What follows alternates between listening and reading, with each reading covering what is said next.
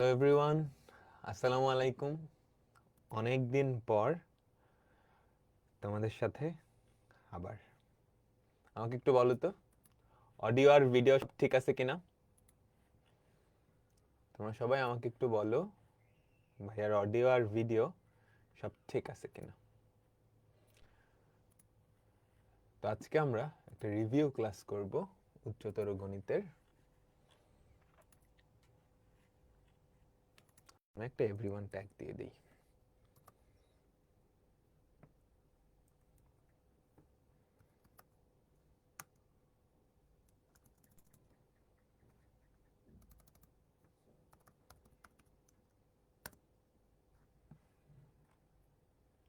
কেমন আছো সবাই বলো তো? সব কি ক্লিয়ার?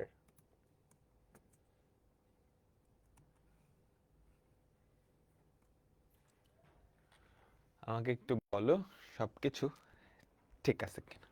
আচ্ছা, তো আমরা গুচ্ছের জন্য একটা রিভিউ ক্লাস নিব। আমি একটা এভরিওয়ান ট্যাগ দিয়ে দিই, হ্যাঁ, ওখানে দেখা যাচ্ছে না। আমাকে বলো তো সবাই, অনেকগুলো অ্যাডমিশন টেস্ট হয়ে গেছে, আমি জানি অনেকগুলো অ্যাডমিশন টেস্ট হয়ে গেছে। তোমাদের অনেকেই হয়তো কাঙ্ক্ষিত যে ইউনিভার্সিটিগুলা বা সেখানে, একটু দাঁড়াও,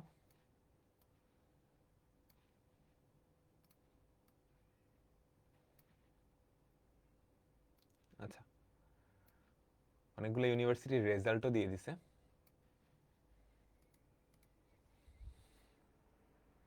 অডিও আর ভিডিও ঠিক আছে কিনা?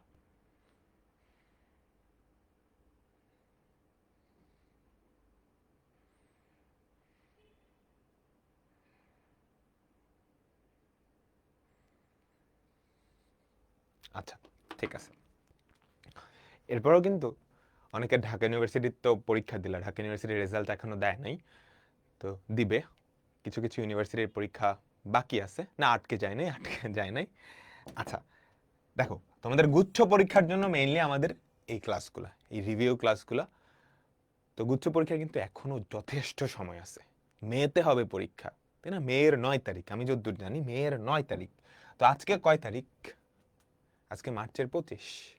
তো মেয়ের 9 তারিখ, অনেক বড় একটা সময় আছে, তাই না?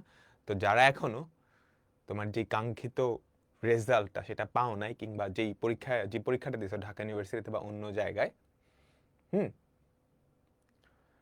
সেটা নিজের মনের মতো হয় নাই, ঠিক আছে, ওটা চলে গেছে।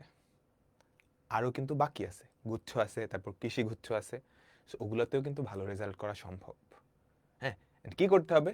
আমাদের ক্লাসগুলা যেগুলো করছো, আমি জানি সবাই করছো, সবাই করছো না বলো তো? ম্যাথামেটিক্সে প্রত্যেকটা চ্যাপ্টারের উপর গড়ে 2 থেকে 3টা ক্লাস ছিল। হ্যাঁ, আমরা কিন্তু দুই পার্টে নিয়েছিলাম, একটা হচ্ছে রিটেন ক্লাস, একটা হচ্ছে এমসিকিউ ক্লাস।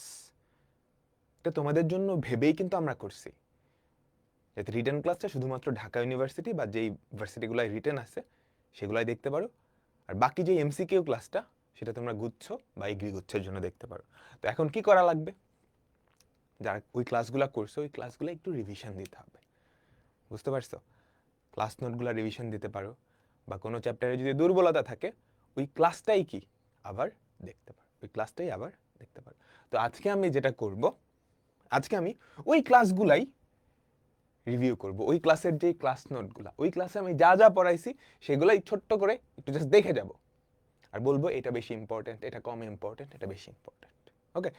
সো আমি ক্লাসে যেগুলো পড়াইছি মেইন ক্লাসে, ওগুলোর বাইরে কিন্তু কিছু দেখাবো না। ওই জিনিসপত্রগুলো কিন্তু পুরোনায় রিপিট পড়াবো না, জাস্ট দেখাবো যে এটা ইম্পর্টেন্ট, এটা বেশি ইম্পর্টেন্ট। ক্লিয়ার সবাই? তো ম্যাট্রিক্স ও নির্ণায়ক চ্যাপ্টার থেকে আমরা কি দেখছিলাম বলো তো?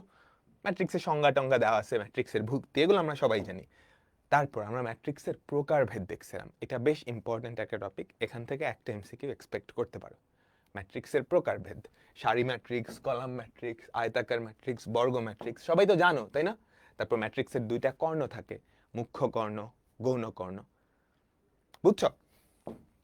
তারপর কি ঊর্ধ্ব ত্রিভুজাকার ম্যাট্রিক্স, নিম্ন ত্রিভুজাকার ম্যাট্রিক্স, কর্ণ ম্যাট্রিক্স, স্কেলার ম্যাট্রিক্স, সবাই জানো না? কর্ণ বরাবর ভুক্তিগুলো অশূন্য। স্কেলার ম্যাট্রিক্স কি? একটা বিশেষ কর্ণ ম্যাট্রিক্স যার কর্ণ বরাবর ভুক্তিগুলো সমান। তারপর হচ্ছে অভেদ ম্যাট্রিক্স, সিঙ্গেলটন ম্যাট্রিক্স, এগুলো আমরা সবাই দেখছি, তাই না? এটাও আমরা দেখছিলাম। ম্যাট্রিক্সের প্রকারভেদ থেকে কিছু অঙ্ক, কিছু প্রশ্ন কিন্তু আসতে পারে, কিছু প্রশ্ন আসতে পারে। ঠিক আছে, দেখো স্কেলার ম্যাট্রিক্স কাকে বলে, এগুলো সবাই জানো, এগুলো সবাই জানো, আমি জাস্ট স্কিপ থ্রু করে যাচ্ছি। ওকে, আমি জাস্ট স্কিপ থ্রু করে যাচ্ছি। ঠিক আছে সবাই? এখনো কিন্তু অ্যাডমিশন ফেজ শেষ হয় নাই, অ্যাডমিশন ফেজ আরো সময় আছে। হ্যাঁ, গুচ্ছতে কিন্তু অনেক হিউজ পরিমাণ একটা সিট আছে, তাই না? তুমি যদি ভালো করে পরীক্ষাটা দাও, কোনো না কোনো ইউনিভার্সিটিতে খুব ভালো একটা পজিশনে হয়ে যাবে, যদি তুমি লেগে থাকো, যদি তুমি লেগে থাকো। ঠিক আছে, ম্যাট্রিক্স গঠন সংক্রান্ত এগুলো খুব একটা ইম্পর্টেন্ট না, এটাও খুব একটা ইম্পর্টেন্ট না। শূন্য ম্যাট্রিক্স কি আমরা সবাই জানি, তাই না? তারপর হচ্ছে একটা ম্যাট্রিক্সের ট্রেস কি ছিল?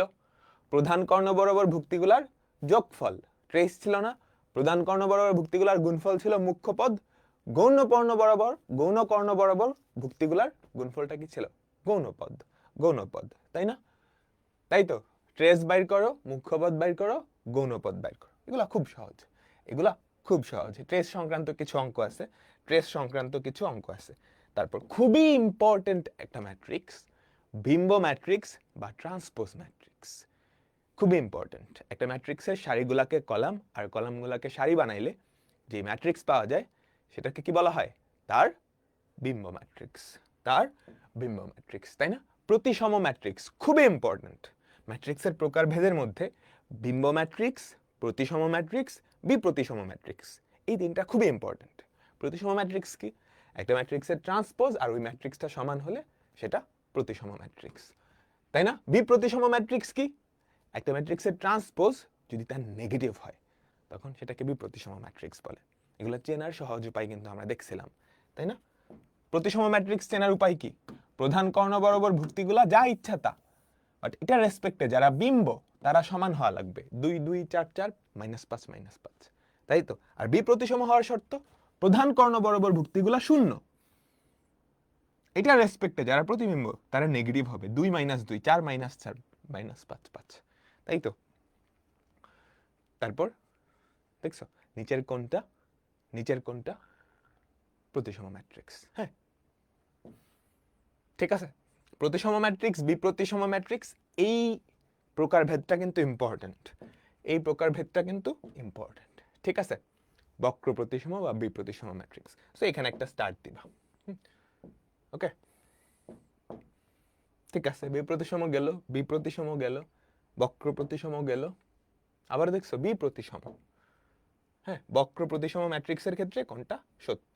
আচ্ছা, এরপর হচ্ছে ম্যাট্রিক্সের যোগ বিয়োগ, আর হচ্ছে ম্যাট্রিক্সের সাথে কোন একটা স্কেলার বা সংখ্যা গুণ, তাই তো?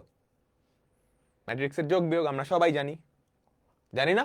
এবং ম্যাট্রিক্সের সাথে একটা স্কেলার গুণ করলে কি হয়? এ দিয়ে গুণ করা মানে কি? প্রত্যেকটা ভুক্তির সাথে এ গুণ হবে।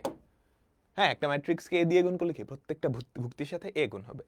জিএসটির জন্য কেমনে ম্যাথ প্রিপারেশন নিবা? আমরা ক্লাসে যেভাবে পড়াইছি ওটাই পড়বা, এন্ড প্র্যাকটিস। ঠিক আছে, যাদের পড়া খুব ভালো করে হয়ে গেছে তারা প্র্যাকটিস করবা, যাদের পড়ায় একটু গ্যাপ আছে আমাদের এই এমসিকিউ ক্লাসগুলো, রিটেন তো আসবে না, জাস্ট এমসিকিউ ক্লাসগুলো একটু দেখবা। ক্লাসের ডিউরেশন কিন্তু খুব বেশি না, সো ঘাবড়ানোর কিছু নাই। এখন যেই সময় আছে যথেষ্ট প্রিপারেশন নেওয়ার জন্য। দেখো দুইটা ম্যাট্রিক্সের বিয়োগফল কত সহজ একটা অঙ্ক, কতবার আসছে, তাই না? তারপর দেখো 5a - 7b, হ্যাঁ, ফার্স্টে 5 দিয়ে গুণ করবা, 7a - 5b, প্রত্যেকটা ভুক্তিকে 7 দিয়ে গুণ করবা, 7a পাবা। প্রত্যেকটা ভুক্তিকে 5 দিয়ে গুণ করবা, 5b পাবা। 7a - 5b করলেই কি চলে আসবে দুইটা ম্যাট্রিক্সের যোগফল। হ্যাঁ, ম্যাট্রিক্সের সমতা, দুইটা ম্যাট্রিক্স কখন সমান হয়? যখন তাদের মাত্রা সমান এবং অনুরূপ ভুক্তিগুলা সমান হয়, তাই না? তাহলে এই দুইটার যোগফল এটার সমান হলে সেখান থেকে তুমি xyz এর ভ্যালু বের করে ফেলতে পারবা, তাই না? সেখান থেকে তুমি xyz এর ভ্যালু বের করে ফেলতে পারবা। ঠিক আছে, তারপর দেখো এখানে 2 × a ম্যাট্রিক্সটা প্লাস f = i2 হচ্ছে অভেদ ম্যাট্রিক্স। তাহলে f ম্যাট্রিক্সে বের করতে বলছো, f ম্যাট্রিক্সটা কি হবে? i2 থেকে তুমি 2 × এটা বাদ দিলেই তো হয়। I2 মানে হচ্ছে 2/2 এর অভেদ ম্যাট্রিক্স থেকে এটা বাদ, তাহলে তো এটা চলে আসে, সেম কাহিনী এখানেও, বুঝছো? খুবই ইম্পর্টেন্ট একটা টপিক, স্টার্ট দাও। দুটা ম্যাট্রিক্সের গুণফল, দুটা ম্যাট্রিক্স কখন গুণ করা যায়? যখন প্রথম ম্যাট্রিক্সের কলাম সংখ্যা দ্বিতীয় ম্যাট্রিক্সের সারি সংখ্যা সমান হয়, অর্থাৎ m/n আর n/p এই আকৃতির দুটা ম্যাট্রিক্স গুণ করা যায়, m/n আর n/p এই আকৃতির দুটা ম্যাট্রিক্স গুণ করা যায়। আর গুণফলের মাত্রা কি হবে? nn কাটা m/p, ঠিক আছে?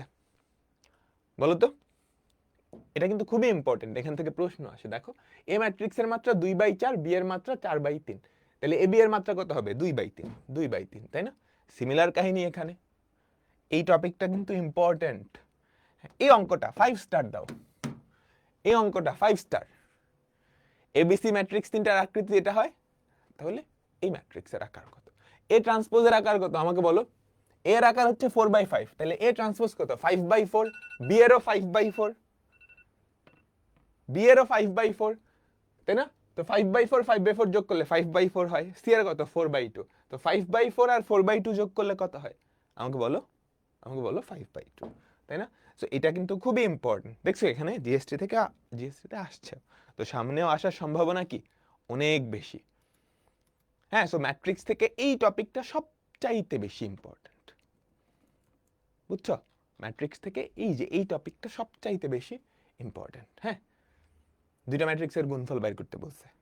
এমসিকিউ সমাধানের ক্ষেত্রে আমি একটা কথা বারে বারে বলছি, তুমি প্রশ্ন দেখার সাথে সাথে অপশনগুলোও দেখে ফেলবা। মাঝে মাঝে এরকম হয় যে অ্যান্সার না করেও জাস্ট অপশন দেখেই অ্যান্সার বের করে ফেলা যায়। তুমি প্রশ্ন পড়ছো 3/1, 1/3, তাহলে এবি এর মাত্রা কত হবে? 3/3, তাই না? 3/3 এর একটা ম্যাট্রিক্সই আছে, তাহলে অ্যান্সার কি? বি। বুঝছি? ওকে, তারপর এবি ম্যাট্রিক্স কত বাইর করতে বলছে। হ্যাঁ, জিএসটি বা ভার্সিটিতে যেখানে ক্যালকুলেটর অ্যালাউড না, সেখানে ম্যাট্রিক্স সংক্রান্ত যত অঙ্ক ম্যাক্সিমামই 2/2 আকৃতির ম্যাট্রিক্স। সো 2/2 আকৃতির ম্যাট্রিক্সের গুণ, বর্গ, কিউব, বিপরীত ম্যাট্রিক্স সবগুলাই কিন্তু ইম্পর্টেন্ট, ঠিক আছে? 2/2 আকৃতির ম্যাট্রিক্সে সবকিছুই ইম্পর্টেন্ট। কোথায়? যেখানে কোনো ক্যালকুলেটর অ্যালাউড না, বুঝছো? ঠিক আছে, তারপর এই তিনটা ম্যাট্রিক্সের গুণফল বের করতে বলছে। পারবা। দুইটা ম্যাট্রিক্সের গুণফল বের করার একটা শর্টকাট দেখাইছিলাম, মনে পড়ে? সবগুলা ভুক্তি তোমাকে বাইর করা লাগে না, তুমি 4টা অপশনের মধ্যে যে কোনো একটা ভুক্তি খুঁজবা যেটা সবগুলা অপশনে আলাদা, ওই ভুক্তিটা খালি বাইর করবা। মনে পড়ে? ক্লাসে কিন্তু শিখাইছি, তাই না? মনে পড়ে না? সবাই একটু বলো তো। সো এত বড় গুণ কিন্তু লাগে না, এটাও আসলে একটা গুণ করলেই হয়, ঠিক আছে? সেম জিনিস, এটা তো রিটেনেও করতে পারবা, বুঝছো? তারপর এটা বাইর করতে বলছে, এটা অপশন দেখেই জাস্ট বলে দেওয়া যায়, তুমি মাত্রা দিয়ে বলে দিতে পারো, ঠিক আছে? এ ম্যাট্রিক্সের মাত্রা কত? 3/1, গুণফলের মাত্রা 3/3, তাহলে বি এর মাত্রা অবশ্যই 1/3 হবে। 1/3 এর ম্যাট্রিক্স আছেই একটা, তাহলে অ্যান্সার কি? এইটা, ঠিক আছে? বুঝছো?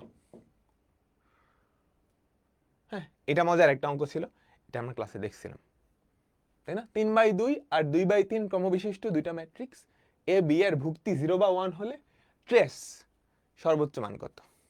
ট্রেসের এই যে বি এর সর্বোচ্চ মান কত? ট্রেস কি? প্রধান কর্ণ বরাবর ভুক্তিগুলোর যোগফল, তাহলে সবগুলা 1 হলেই তো এটা ম্যাক্সিমাম হবে। তো 2/3 আর 3/2 এর ম্যাট্রিক্স যেটা সবগুলা 1 দিয়ে তুমি গুণ করছো, ওইটা ট্রেসটা বাইর করে ফেলছো, বুঝছো? ঠিক আছে? আচ্ছা, ম্যাট্রিক্সের ট্রেসের বৈশিষ্ট্য এগুলো খুবই সহজ, অতটা ইম্পর্টেন্ট না, চাইলে তুমি দেখে নিতে পারো, হ্যাঁ, তারপর দেখো দুইটা গুণ করলে সমান এইটা হয়, এই দুইটা সমাধান করে আমাদের এটা আসলে সমাধান করা লাগে না, অপশন টেস্ট করবা। তুমি যেই দুটো অপশন দিয়ে এই সমীকরণটা মিলবে, যে অপশনটা দিয়ে এই সমীকরণটা সমান সিদ্ধ হবে, সেটাই কি আমাদের উত্তর, তাই না? আমরা এগুলো কিন্তু দেখছিলাম, তাই না? এই যে ম্যাট্রিক্সের গুণফল, এই যে এই দুটা গুণ করলে ওটা হয়, ওখান থেকে এগুলো বের করে ফেলবা। হ্যাঁ, ম্যাট্রিক্স গুণের বিধি, ম্যাট্রিক্সের গুণ সংযোজন সূত্র বা বন্টন সূত্র এই দুইটা মেনে চলে। ম্যাট্রিক্সের গুণ আমরা জানি সংযোজন সূত্র আর বন্টন সূত্র মেনে চলে, কিন্তু বিনিময় সূত্র মানে না। হ্যাঁ, এই দুইটা মানে, কিন্তু এটা মানে না, এটা মানে না। ঠিক আছে, তারপর আমরা ম্যাট্রিক্সের ঘাত দেখছিলাম। ম্যাট্রিক্সের ঘাত শুধুমাত্র বর্গ ম্যাট্রিক্সেরই বের করা যায়। হ্যাঁ, কারণ ম্যাট্রিক্সের ঘাত মানে কি, একে এ দিয়ে গুণ করবা না। চিন্তা করো, এই দুজনের মাত্রা যদি সেম না হইতো তাহলে তুমি গুণই করতে পারতো না। ধরো এ এর মাত্রা হচ্ছে 2/3, তাহলে 2/3 আর 2/3 ম্যাট্রিক্স গুণ করতে পারো না। শুধুমাত্র বর্গ ম্যাট্রিক্সের কি ঘাত হয়। ঠিক আছে, সো ম্যাট্রিক্সের ঘাত আমরা বের করা জানি। আরেকটা ইম্পর্টেন্ট, খুবই ইম্পর্টেন্ট টপিক, স্টার দাও। সমঘাতী ম্যাট্রিক্স, একটা স্টার, সমঘাতী ম্যাট্রিক্স। একটা ম্যাট্রিক্সকে বর্গ করলে যদি সেটাই পাওয়া যায়, সেটাকে সমঘাতী ম্যাট্রিক্স বলে, সেটাকে সমঘাতী ম্যাট্রিক্স বলে। সো 2/2 এর সমঘাতী ম্যাট্রিক্স আসতে পারে, বা এমসিকিউ দিয়ে দিয়ে বলতে পারে কোনটা সমঘাতী ম্যাট্রিক্স। অভেদাঘাতী ম্যাট্রিক্স কি, যে ম্যাট্রিক্সকে বর্গ করলে অভেদ ম্যাট্রিক্স পাওয়া যায়, তাই না? তাই তো। তারপর ছিল শূন্যঘাতী ম্যাট্রিক্স। শূন্যঘাতী ম্যাট্রিক্স আমরা জানি, কোনো একটা ম্যাট্রিক্সের মাথায় পাওয়ার নিলে সেই পাওয়ারটা যে কোনো পূর্ণ সংখ্যা হইতে পারে। হ্যাঁ, যদি সেটা শূন্য ম্যাট্রিক্স আসে তাহলে সেটা কি বলা হয়, শূন্যঘাতী ম্যাট্রিক্স। হ্যাঁ, আর ওই পাওয়ারটাকে বলা হয় শূন্য ঘাতের মাত্রা, শূন্য ঘাতের মাত্রা। ঠিক আছে, পর্যাবৃত্ত ম্যাট্রিক্স দেখছিলাম, এটা অত ইম্পর্টেন্ট না। দেখছো নিচের কোনটা সমঘাতী ম্যাট্রিক্স, খুবই ইম্পর্টেন্ট এই টপিকটা জিএসটির জন্য। বুঝছো, 4টা অপশন দিয়ে বলবে কোনটা সমঘাতী ম্যাট্রিক্স। এটা কিন্তু বড় আছে, তোমাকে 4টা অপশন চেক করা লাগবে। হ্যাঁ, কোনটাকে বর্গ করলে ওটাই পাওয়া যায়, সেটা সমঘাতী ম্যাট্রিক্স, সেটা সমঘাতী ম্যাট্রিক্স। ঠিক আছে, পর্যায়বৃত্ত ম্যাট্রিক্স এটাও আমরা দেখছিলাম, এটা অত ইম্পর্টেন্ট। তারপর হচ্ছে ম্যাট্রিক্স সংক্রান্ত রাশি নির্ণয়। হ্যাঁ, 2/2 এর এটা ইম্পর্টেন্ট, অত ইম্পর্টেন্ট না বাট মোটামুটি। 2/2 ম্যাট্রিক্স সংক্রান্ত রাশি নির্ণয়। খেয়াল করো, এই একটা ম্যাট্রিক্স দেওয়া আছে, এই রাশিটার মান বের করতে বলছে। তারপর বলছে এটা কোন ধরনের ম্যাট্রিক্স, সমঘাতী, প্রতিসম, অভেদাঘাতী। সো ম্যাট্রিক্সের প্রকার ভেদের মধ্যে এটা কিন্তু ইম্পর্টেন্ট। আমরা দেখছিলাম ওই দিন কি, প্রতিসম, বিপ্রতিসম, বিম্ব ম্যাট্রিক্স, ওই 3টা ইম্পর্টেন্ট। আর এই যেগুলা শূন্যঘাতী, অভেদাঘাতী, সমঘাতী, এই 3টা ম্যাট্রিক্সও কিন্তু ইম্পর্টেন্ট। জটিল ম্যাট্রিক্স, কোন একটা ভুক্তি, অনুবন্ধী জটিল ম্যাট্রিক্স, এগুলো অত ইম্পর্টেন্ট না। এরপর হচ্ছে নির্ণায়ক। নির্ণায়ক শুধুমাত্র বর্গ ম্যাট্রিক্সের হয়, ম্যাট্রিক্সের যেই মান সেটাই কি নির্ণায়ক, তাই না? খুবই সুন্দর একটা কোয়েশ্চেন ছিল। নির্ণায়ক একটা ফাংশন যার ডোমেনের প্রত্যেকটা উপাদান কি বর্গ ম্যাট্রিক্স, কারণ বর্গ ম্যাট্রিক্সেরই নির্ণায়ক হওয়া সম্ভব, অন্য কিছুর হওয়া সম্ভব না। ঠিক আছে, তারপর নির্ণায়কের মান কেমনে বাইর করে সেটা আমরা দেখেছি। তারপর অনুরাশি সহগুণক, খুবই ইম্পর্টেন্ট, খুবই ইম্পর্টেন্ট। অনুরাশি সহগুণক মাথায় রাখবা। সো অনুরাশি সহগুণক সংক্রান্ত কিছু অঙ্ক আমরা দেখছিলাম। 3,2 ভুক্তির সহগুণক কত, অনুরাশি কত, তাই না? এগুলো আমরা সবাই জানি। তারপর একটা 3/3 এর নির্ণায়কের মান কেমনে বাইর করা হয়। তুমি যে কোনো একটা সারি বা কলাম বরাবর যাবা, ভুক্তিগুলাকে তার সহগুণক দিয়ে গুণ করে যোগ করবা। যে কোনো একটা সারি বা কলাম বরাবর যাবা, ভুক্তিগুলাকে তার সহগুণক দিয়ে গুণ করে যোগ করবা। ঠিক আছে, সবাই কি বুঝছি? তারপর নির্ণায়কের মান 0 হলে আলফার মান। এখানে খুবই মজার একটা ব্যাপার আছে, নির্ণায়কের মান 0 হলে ওই ম্যাট্রিক্সটাকে বলা হয় ব্যতিক্রমী ম্যাট্রিক্স। এটাও খুব ইম্পর্টেন্ট, আসবো একটু পরেই আসবো। ঠিক আছে, এটা নির্ণায়কের মান 10 হলে এর মান কত, এগুলো আমরা জানি, এগুলা আমরা জানি। 5 স্টার টপিক, ব্যতিক্রমী ও অব্যতিক্রমী ম্যাট্রিক্স। হ্যাঁ, 5 স্টার। আমি কিন্তু মেইন ক্লাসেই বলে দিছি কোনটা 5 স্টার, কোনটা কম 5 স্টার। ঠিক আছে, যেই ম্যাট্রিক্সের নির্ণায়ক মান 0 সেটা ব্যতিক্রমী। তাহলে ব্যতিক্রমী হওয়ার জন্য অবশ্যই বর্গ হওয়া লাগবে, নাহলে তো নির্ণায়ক মানে বের করতে পারবে না। সো ব্যতিক্রমী বা অব্যতিক্রমী ম্যাট্রিক্স দুটাই বর্গ ম্যাট্রিক্স। ব্যতিক্রমী ম্যাট্রিক্স হচ্ছে নির্ণায়কের মান 0, অব্যতিক্রমী ম্যাট্রিক্স হচ্ছে কি এর নির্ণায়কের মান 0 না। ঠিক আছে, তো এখান থেকে কিন্তু আসে ব্যতিক্রমী হলে এটার মান, এই ম্যাট্রিক্সটা ব্যতিক্রমী হলে এটার মান, এই ম্যাট্রিক্সটা ব্যতিক্রমী হলে এটার মান। ঠিক আছে, তো এতটুকু ছিল আমাদের ম্যাট্রিক্সের প্রথম ক্লাস। আমরা এখন ম্যাট্রিক্সের দ্বিতীয় ক্লাসটায় চলে যাব। ওকে, আমরা এখন ম্যাট্রিক্সের দ্বিতীয় ক্লাসটায় চলে যাব। একটু রিভিউ। হ্যাঁ, এই ক্লাসটা আমাদের কিন্তু ম্যাক্সিমাম ক্লাস 1.5 থেকে 2 ঘন্টার মধ্যে ছিল। সো তুমি যদি চাও একদিনে বসে ম্যাথসের 4টা ক্লাস, 4টা চ্যাপ্টারের ফুল ক্লাসগুলোই দেখে ফেলতে পারবা। এখন তো আর একদম ধরে ধরে তোর দরকার নেই, তুমি ডাবল স্পিডে দেখলা বা 1.5 স্পিডে দেখলা। ঠিক আছে, এন্ড প্র্যাকটিস করা লাগবে। কারণ আমি জানি তোমরা সবাই ক্লাসগুলো করছো, যারা করো নাই করে নিবা। হ্যাঁ, যারা খুব ভালো করে করছে এখন কি করবা জানো, ক্লাসের নোটগুলা জাস্ট একবার রিভিউ করবা, দেন প্র্যাকটিস। প্র্যাকটিসের উপরে কিচ্ছু নাই এখন, প্র্যাকটিসের উপরে কিচ্ছু নাই। সো ম্যাট্রিক্স ও নির্ণায়ক দ্বিতীয় ক্লাসে আমরা কি দেখছিলাম বলো তো, ব্যতিক্রমী ম্যাট্রিক্স সংক্রান্ত, এটা তো দেখলাম।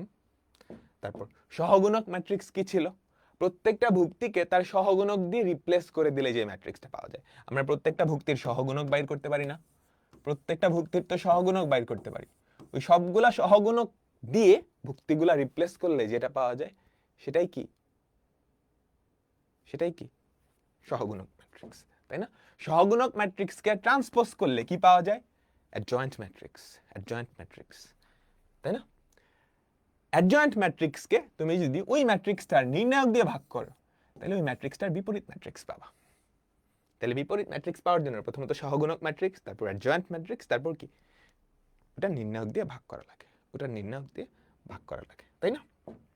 তাই তো আমরা দেখছিলাম একটা 3x3 এর ম্যাট্রিক্স দেওয়া আছে, এর অ্যাডজয়েন্ট ম্যাট্রিক্স বিপরীত ম্যাট্রিক্স বের করতে বলছে। 3x3 এরটা পরীক্ষায় আসবে না, পরীক্ষায় আসলে কি 2x2 এরটা আসবে। তুমি 2x2 এরটা পারবা না? 2x2 এর সহগুণক ম্যাট্রিক্স অ্যাডজয়েন্ট ম্যাট্রিক্স সবাই পারবা তো, পারবা না? আচ্ছা, 2x2 এর বিপরীত ম্যাট্রিক্স এটা 5 স্টার, বুঝছো?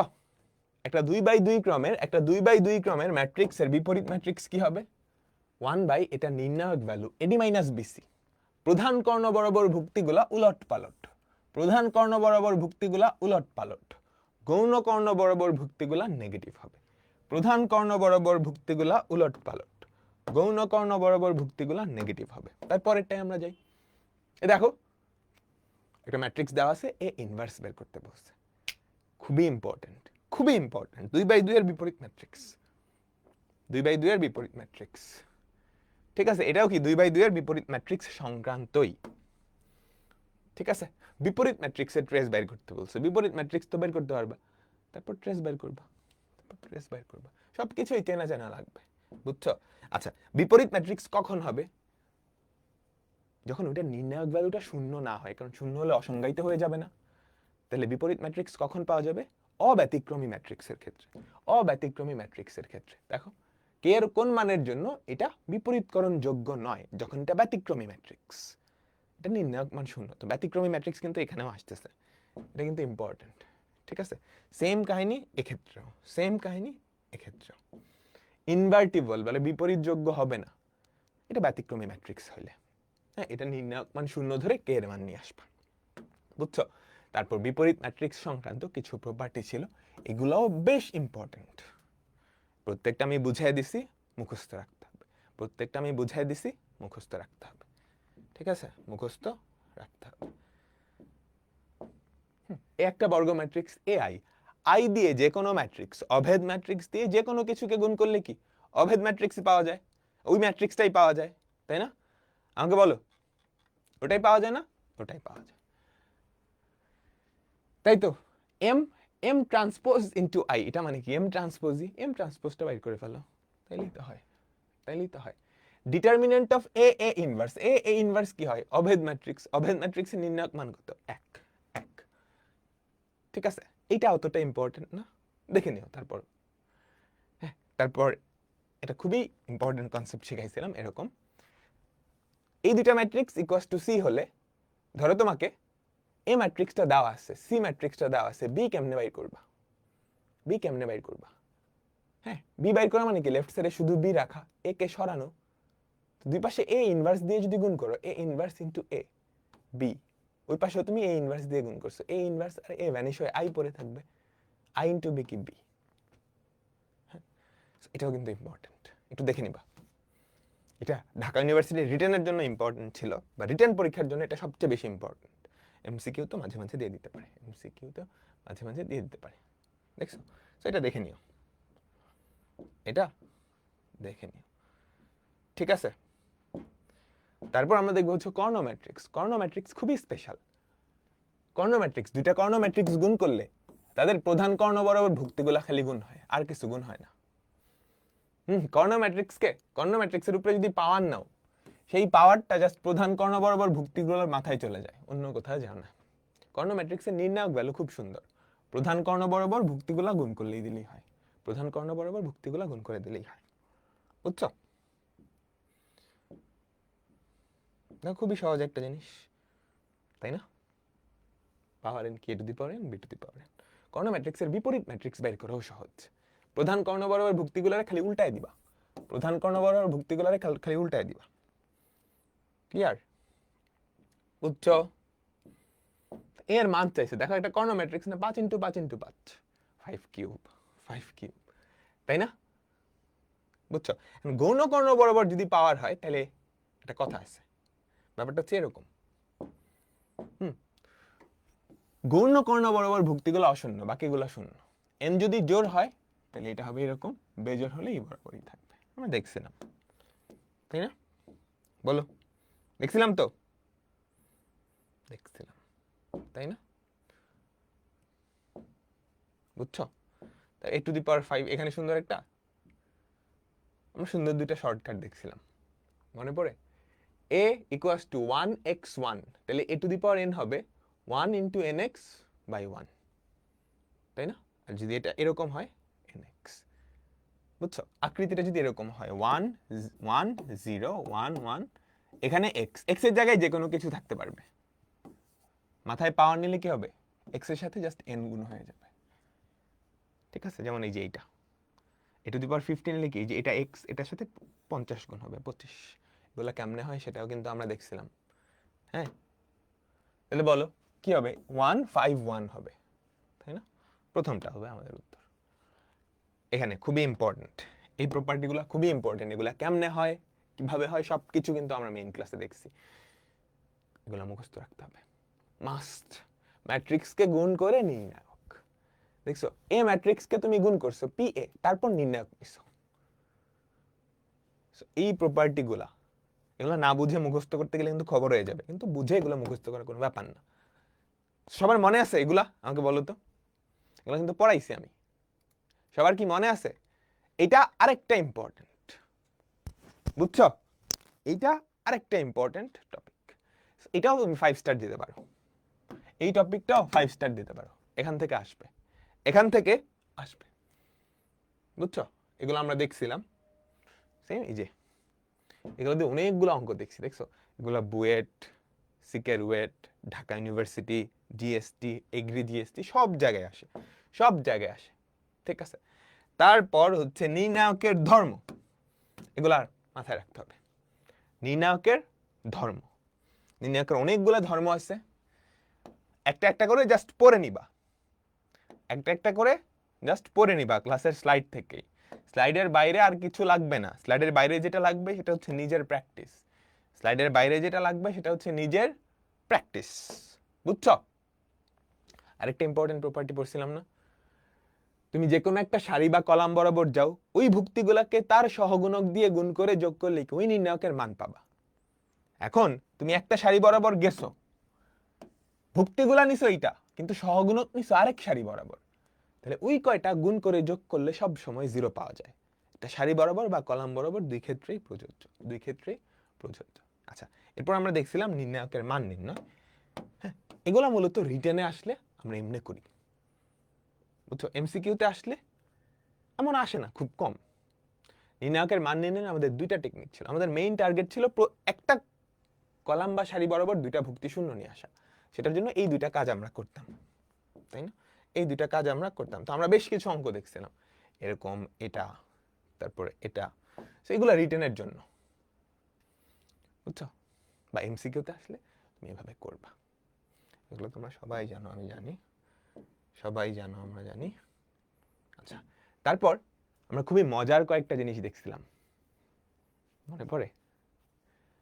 পাশাপাশি দুইটা কলামের পার্থক্য যদি একটা আরেকটার গুণিতক হয় তাহলে সেই নির্ণায়কের মান 0, তাই না? বা পাশাপাশি দুইটা সারির পার্থক্য যদি একটা আরেকটার গুণিতক হয় তার ভ্যালু কি? 0। আমরা কি দেখছিলাম? তোমাদের কি মনে পড়ে? এটাও কিন্তু ইম্পর্টেন্ট, এই টপিকটাও কিন্তু ইম্পর্টেন্ট। হ্যাঁ, দেখো স্পেশাল কোনো ক্লাস কিন্তু আলাদা হচ্ছে না, তোমাদের এবার ক্লাসগুলো এভাবেই সাজানো হয়েছে, এমসিকিউ রিটেন আলাদা, সো এমসিকিউ ক্লাসগুলাই দেখতে হবে, ঠিক আছে, বুঝছো? এই টপিকগুলো থেকেই আসবে, এই টপিকগুলো থেকেই আসবে, বুঝতে পারছো? তারপর আমরা খুবই পাওয়ারফুল একটা টেকনিক ধরছিলাম, অ্যাজাম্পশন মেথড। আমাকে কি এটা আবার রিপিট করা লাগবে? Assumption method. সো এমসিকিউর জন্য এইটা তোমার লাইফ সেভার। অ্যাজাম্পশন মেথড দিয়ে তুমি ম্যাট্রিক্স থেকে শুরু করে সবগুলা চ্যাপ্টারের অনেক এমসিকিউ কি করে ফেলতে পারবা? সলভ করে ফেলতে পারবা। অ্যাজাম্পশন মেথড মনে আছে? তোমাদের সবার কি অ্যাজাম্পশন মেথড মনে আছে? সো অ্যাজাম্পশন মেথড দেখে নিবা, খুবই ইম্পর্টেন্ট। কারো যদি একটু আবছা আবছা হয়ে যায়, এই পার্টের ভিডিও অবশ্যই দেখে নিতে হবে। সো অ্যাজাম্পশন মেথড দিয়ে আমরা খুব বড় বড় নির্ণায়ক জাস্ট চোখের পলকে কি করতে পারি? আমরা সমাধান করে ফেলতে পারি, তাই না? তাই তো? তারপর জটিল সংখ্যা সংক্রান্ত কিছু নির্ণায়ক ছিল, জিএসটিতে আসছে। দেখো এই দুইটা কলাম যদি যোগ করো, আস্তে হয়ে গেছে, এই দুইটা কলাম যদি যোগ করো তাহলে কি তৃতীয় কলামটা পাওয়া যায় না?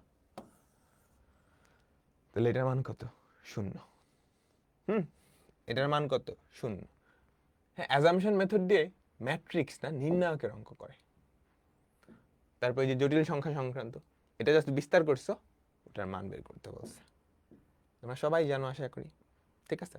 তারপর দেখো জটিল সংখ্যা সংক্রান্ত, সেখান থেকে কিন্তু জিএসটিতে আসছে, বুঝছো? জটিল ম্যাট্রিক্সের গুণ, জটিল নির্ণায়কের মান বের করা, দেখে ঘাবড়ায় না, তুমি জানো, দেখে ঘাবড়ায় না, এটা হচ্ছে কথা, ঠিক আছে? আবারও জটিল নির্ণায়ক সংক্রান্ত একটা মান। এরপর হচ্ছে নির্ণায়ক সমাধান, এটা আমরা দেখছি।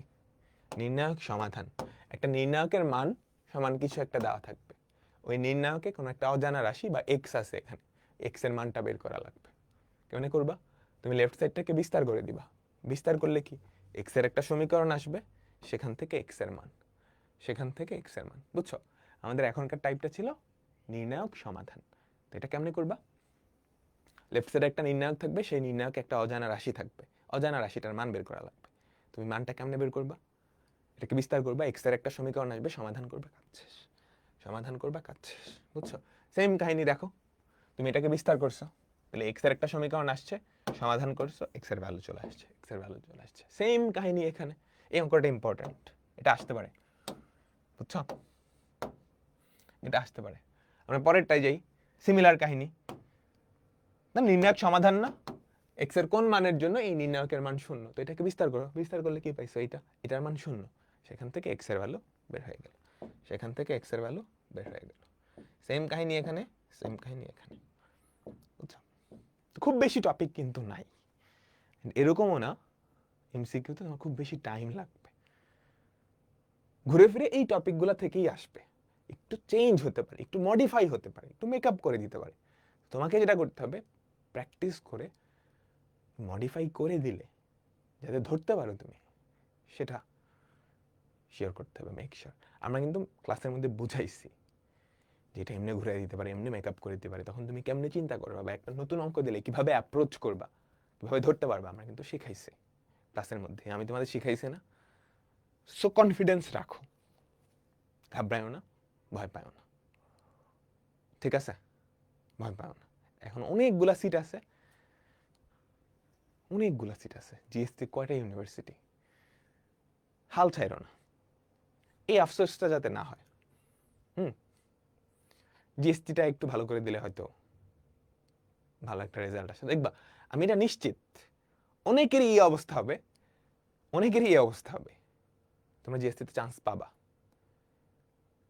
হ্যাঁ, কিন্তু আরেকটু ভালো হইলে, যেটা তোমার ক্যাপাবিলিটির মধ্যে ছিল, হ্যাঁ, তুমি পরে দেখবা, তুমি এটা তোমাদের ফ্রেন্ডদেরই বলবা বা আত্মীয় স্বজনকে এটা বলবা, শিওর। আমি ঢাকা ইউনিভার্সিটির পরীক্ষার পরে খারাপ হয়েছিল একটু, আমি হাল ছেড়ে দিছি, আমি পড়াশোনা করি নাই, এই জন্য জিএসটিতে অতটা ভালো হয় নাই, পরে জিএসটিতেই পড়তে হবে, বুঝছো? তোমার আফসোস থাকবে। আর একটু ভালো, এই কয়টা দিন যদি আরেকটু ভালো করে পড়তাম, তাহলে হয়তো আমি আরো ভালো ইউনিভার্সিটি পাইতাম, ভালো সাবজেক্ট পাইতাম, ঠিক আছে? তোমাদের অনেকের ক্ষেত্রে এই কাহিনীটা হবে, এটা যাতে না হয়, বুঝছো? আমি নিশ্চিত, দেখো মিলায় নিও, আমার এই কথাটা মিলায় নিও, তোমরা জিএসটির পরীক্ষার পরে বা রেজাল্টের পরে এটা বলবা। ঢাকা ইউনিভার্সিটিতে সবাই চান্স পাবেন, এটা স্বাভাবিক, হ্যাঁ, তো ঢাকা ইউনিভার্সিটির পরীক্ষার পরে হাল ছেড়ে দিছি, পড়াই হয় নাই, এই এক্সকিউজগুলো থাকবে। সো এটা যাতে না হয়, ঠিক আছে? বুঝছো? সো জিএসটি, আরইউ, সিইউ যাগুলো মানে সিইউ যেই কটার এমসিকিউ আছে, জাস্ট এমসিকিউ ক্লাসগুলো করলেই হবে। রিটেন রিটেন যদি থাকে দেন এমসিকিউ ক্লাস রিটেন দুইটাই দেখতে হবে, দুইটাই দেখতে হবে। বুঝছো? ঠিক আছে, তো ম্যাট্রিক্স গেল। এবার ত্রিকোণমিতি। এবার আমরা ত্রিকোণমিতিতে যাই। বুঝছো? এবার আমরা ত্রিকোণমিতি যাই। আমাদের ত্রিকোণমিতি দুইটা ক্লাস ছিল, খুব ছোট ছোট, 2 ঘন্টার দুইটা ক্লাস। আমরা একটু দেখি ওখান থেকে কি কি ইম্পর্টেন্ট, কি কি ইম্পর্টেন্ট। আচ্ছা, তো ত্রিকোণমিতিতে প্রথমত ত্রিকোণমিতিক অনুপাতগুলো, 6টা ত্রিকোণমিতিক অনুপাত। সাগরে লবণতি, একটা ত্রিভুজ দেওয়া থাকলে ওখান থেকে সমকোণী ত্রিভুজ দেওয়া থাকলে 6টা ত্রিকোণমিতিক অনুপাত তো তুমি বাইর করতেই পারবা। পারবা না? আমাকে বলো তো, বাইর করতেই পারবা, তাই তো? তারপর কোন চতুর্ভাগে কোনটা positive negative, all students take chemistry, ঠিক আছে? তারপর আমরা দেখছিলাম থিটার জায়গায় যদি মাইনাস থিটা বসাও কি কাহিনী হয়, শুধুমাত্র কজ আর সেকের মধ্যে সেই মাইনাসটা ভ্যানিশ হয়ে যায়। হ্যাঁ, cos minus theta equals to cos theta, sec minus theta সমান সেক থিটা। বাকি সবার ক্ষেত্রে মাইনাসটা আগে চলে আসে, বাকি সবার ক্ষেত্রে মাইনাসটা আগে চলে আসে। হ্যাঁ, তারপর আমরা দেখছিলাম এই কোণগুলোর মান আমরা জানি, তাই না? 6টা অনুপাতের এই কোণগুলোর মান আমরা মুখস্থ জানি, সাইন 30, 45 বা কস, সেক, ট্যান। এগুলার বাইরে যদি বড় একটা কোণ দেয়, বিশাল বড় একটা কোণ, ধরো 330 ডিগ্রি, বুঝছো? সাইন 330 ডিগ্রি, এটার মান আমরা কেমনে বের করব? আমি নিশ্চিত তোমরা এইচএসসি থাকলে ক্যালকুলেটর দিয়ে করতা সাইন 330 এর মান। তো এইটা ধরো সাইন 750, এটার মান তুমি কেমনে হাতে বের করবে আমরা দেখছিলাম। এটা ইম্পর্টেন্ট। তোমার দুইটা কাজ করতে হয়। প্রথমত n × 90 প্লাস মাইনাস থিটা এই আকৃতিতে প্রকাশ করতে হয়, তাই তো? তারপর চিহ্ন দিতে হয়, তারপর n এর ভ্যালু জোড় বা বিজোড় হওয়ার ভিত্তিতে সাইন কস এই দুইটাতে রূপান্তর হয়, কস সেক না, sine cos, sec cosec, tan cot, তাই না? এগুলাই রূপান্তর হয়। মনে আছে? মনে আছে? মনে আছে? সো এটা কিন্তু ইম্পর্টেন্ট। একটা বড় কোণের ত্রিকোণমিতিক অনুপাত কত, বড় কোণের ত্রিকোণমিতিক অনুপাত কত। সেম কাহিনী এখানেও, এটা বের করতে পারবা, পারবা পারবা। সাইন 780, কস 390, সো এগুলো কিন্তু ক্যালকুলেটর ছাড়া করাটা একটু টাফ আছে, একটু টাফ আছে। সো এগুলো প্র্যাকটিস করে যাইতে হবে। হ্যাঁ, এগুলো ইঞ্জিনিয়ারিং এ আসে না, ভার্সিটিতে আসে। কেন? কারণ ক্যালকুলেটর ছাড়া যে একটু কঠিন, একটু কঠিন। যে সেম কাহিনী দেখছো ঢাকা ইউনিভার্সিটিতে কিন্তু আসছে, জিএসটি তো আসতে পারে। আচ্ছা, তারপর আরেকটা ইম্পর্টেন্ট টপিক, স্টার্ট দাও, স্টার্ট দাও। হ্যাঁ, একটা ত্রিকোণমিতিক অনুপাতের মান দেওয়া থাকবে, একটা ত্রিকোণমিতিক অনুপাতের মান দেওয়া থাকবে, তারপর বলে দিবে থিটাটা কোন চতুর্ভাগে। কস থিটার ভ্যালু 4/5, তাহলে বলো তো জাস্ট এই তথ্যটা থেকে থিটা কোন চতুর্ভাগে তুমি বলতে পারো? হয় প্রথম নাহলে চতুর্থ। এই দুইটা চতুর্ভাগে কি থিটা পজিটিভ, বুঝছো? তো তোমাকে যেটা করবে, একটা ত্রিকোণমিতিক অনুপাতের মান দেওয়া থাকবে এবং এই থিটাটা কোন চতুর্ভাগে সেটা কোনোভাবে বলে দিবে। বলে দিছে না, থিটা ধনাত্মক ও সূক্ষ্ম কোণ, তাহলে থিটা কি প্রথম চতুর্ভাগে। সেখান থেকে অন্য একটা ত্রিকোণমিতিক অনুপাতের মান বের করতে বলতে পারে, বুঝছো? এটাও ইম্পর্টেন্ট। ট্যান থিটা বের করতে বললো, সেক থিটা পারে, অন্য কিছু থাকে, বা একটা রাশির মানও বের করতে বলতে পারে। ধরো ট্যান থিটা প্লাস সেক থিটার মান বের করতে বলছে, পারবা? পারবা পারবা। দেখো ট্যান থিটা সমান 5/12, থিটা সূক্ষ্মকোণ, তাহলে বলো তো ট্যান থিটা এটা এটা দিয়ে কি বোঝায়? থিটা হয় প্রথম নাহলে তৃতীয়, যেহেতু সূক্ষ্মকোণ তাহলে প্রথম চতুর্ভাগে, তাই না? যেহেতু প্রথম চতুর্ভাগে তাহলে সবগুলা অনুপাতই positive. Sine theta plus sec থিটার মান বের করবা ত্রিভুজ দিয়ে, বের করে ফেলবা। সো এটা কিন্তু ইম্পর্টেন্ট। সিমিলার কাহিনী এখানেও আছে, সিমিলার কাহিনী এখানেও আছে, বুঝছো? এটা কিন্তু ইম্পর্টেন্ট, এটা খুবই ইম্পর্টেন্ট একটা টাইপ, বুঝছো? এই যে এই টাইপের অনেকগুলো অঙ্ক কিন্তু আমরা দেখছি, বোঝা গেল? আর এখানে দেখো cos থিটা 2/3, sin থিটার মান কত? cos থিটা 2/3 কোন চতুর্ভাগে, প্রথম বা চতুর্থ? তাহলে sin থিটার মান কিন্তু দুইটা আসবে, প্রথম চতুর্ভাগে হলে পজিটিভ, চতুর্থ চতুর্ভাগে হলে নেগেটিভ। দেখছো দুইটাই আসছে, ঠিক আছে? দেখছো দুইটাই আসছে। তারপর আমরা দেখলাম sin আলফা সমান এটা হলে আলফা দ্বিতীয় কোয়াড্রেন্ট, cos আলফার ভ্যালু কত? যেহেতু দ্বিতীয় কোয়াড্রেন্ট, cos আলফা কি নেগেটিভ হবে, cos আলফা কি নেগেটিভ হবে, তাই তো? তারপর আমরা এটা দেখছিলাম cos 2n plus 1 cos pi plus pi by 3, n এর ভ্যালু 1 ধরে নিয়েছিলাম আর কি। ওকে, ঠিক আছে। তারপর একটা ধারা দেখছিলাম, এই ধারাটা সবাই এটা আশা করি জানো, cos pi minus theta 2 pi minus theta, এই ধারাটা যোগ করলে কি হয় এটা দেখে নিতে পারো। এরপর আমরা যেটা দেখছিলাম সাইন স্কোয়ার বা কজ স্কোয়ারের ধারা সংক্রান্ত, এগুলা শর্টকাটও দেখছিলাম, তাই না? সাইন স্কোয়ার বা কজ স্কোয়ারের একটা ধারা, ভেতরে কোণগুলা সমান্তর ধারায় যদি থাকে এবং প্রথম কোণ আর শেষ কোণ যোগ করলে যদি 90 হয়, তাহলে এই ধারাটার যোগফল কি? পদ সংখ্যা বাই 2, পদ সংখ্যা বাই 2। আবার বলি, যদি সাইন স্কোয়ারের বা কজ স্কোয়ারের ধারা থাকে, ভেতরের কোণগুলা সমান্তর ধারায় থাকে এবং প্রথম কোণ আর শেষ কোণ যোগ করলে 90 হয়, প্রথম কোণ আর শেষ কোণ যদি যোগ করলে 90 হয়, তাহলে এই ধারাটার যোগফল কি? পদ সংখ্যা ডিভাইডেড বাই 2, পদ সংখ্যা ডিভাইডেড বাই 2। সেম কাহিনী এখানেও গেছে, তাই না? অঙ্ক বলো। তারপর কজ স্কোয়ারের ধারা দেখলাম, সাইন স্কোয়ারের একটা বিশাল বড় ধারা দেখলাম, ঠিক আছে? আমাকে বলো, বুঝছো?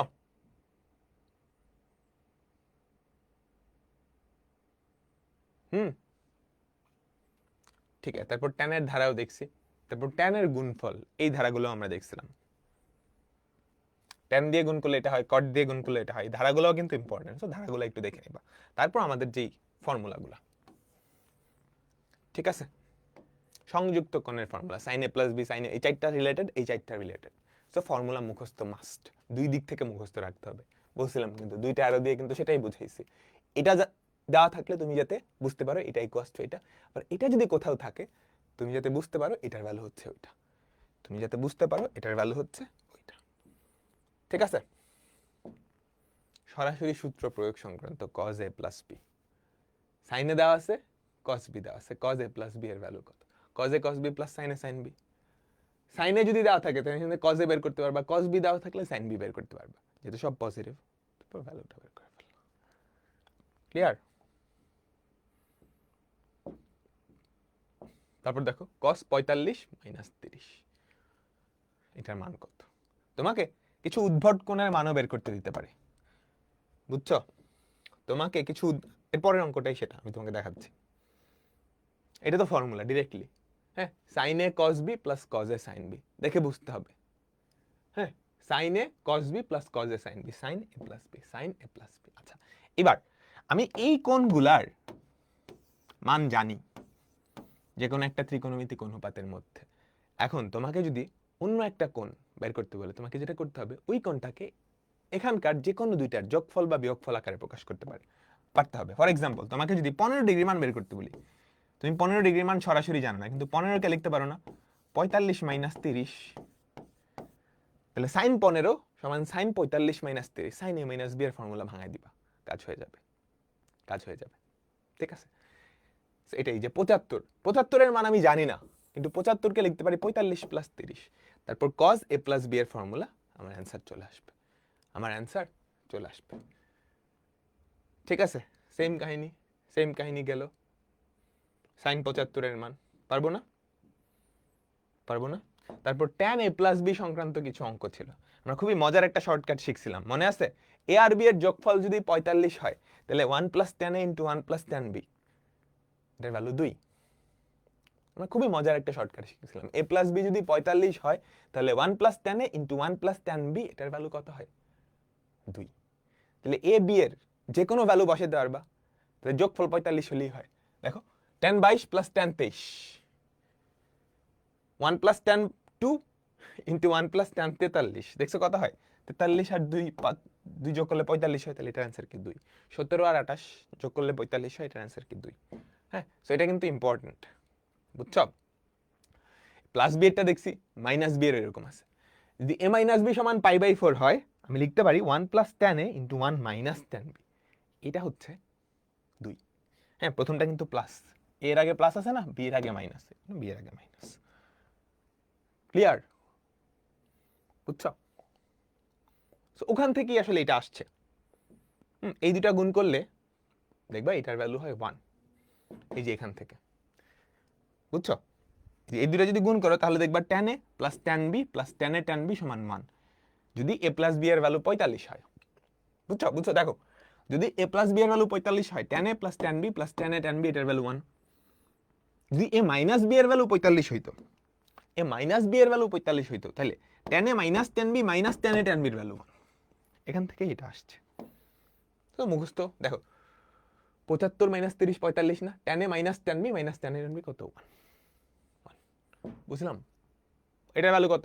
36 আর 9 45, tan a plus tan b plus tan a tan b এটার ভ্যালু 1 1, তাই না? এটার ভ্যালু কত? ডিরেক্টলি আমরা শিখছি 2, সাস্তে আসছে, তাই না? তাই না? বলো বলো বলো। তো এই শর্টকাটটা মনে রাখতে হবে। হ্যাঁ, একটা মনে রাখলেই হয়, প্লাস বি এরটা মনে রাখলেই হয়। এ প্লাস বি হলে 1 plus tan a into 1 plus tan b 2, বা tan a plus tan b plus tan a tan b সমান 1। মাইনাস হলে কি হবে? এ মাইনাস বি, বি এর জায়গায় মাইনাস বি বসছে না, তাহলে সবগুলা বি এর জায়গায় মাইনাস বি বসাও, tan মাইনাস বি, তাহলে মাইনাসটা আগে চলে আসবে। তো 1 মাইনাস tan b, এখানেও 1 minus tan a tan b। Clear clear? বুঝছো? তাহলে এটার আনসার কি? সেম কাহিনী, সেম কাহিনী। ওইগুলো তো দেখলামই। তারপর এটার ভ্যালু,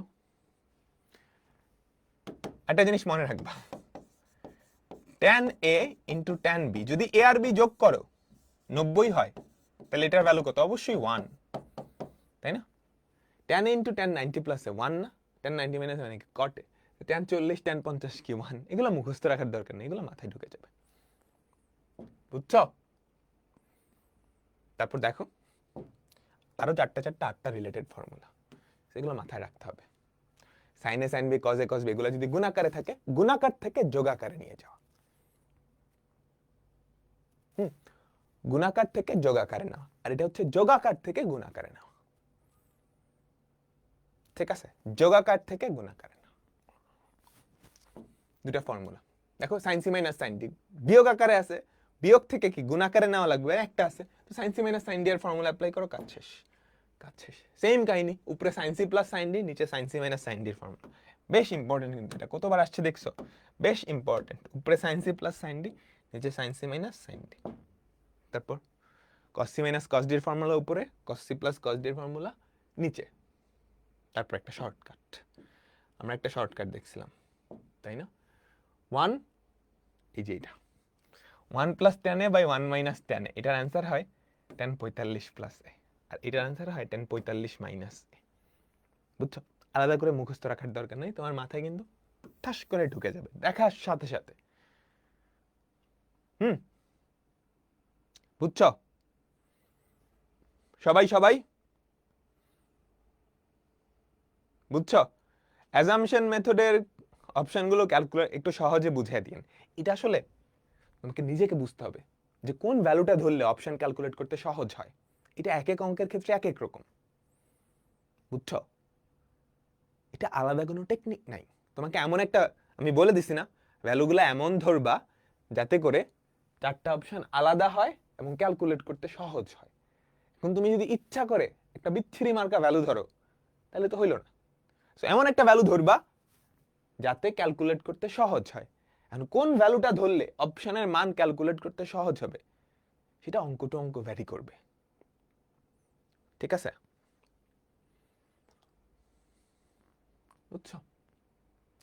তারপর এইটা দুই পাশে cos 10, উপরে নিচে cos 10 দিয়ে ভাগ করলেই হয়, তাই না?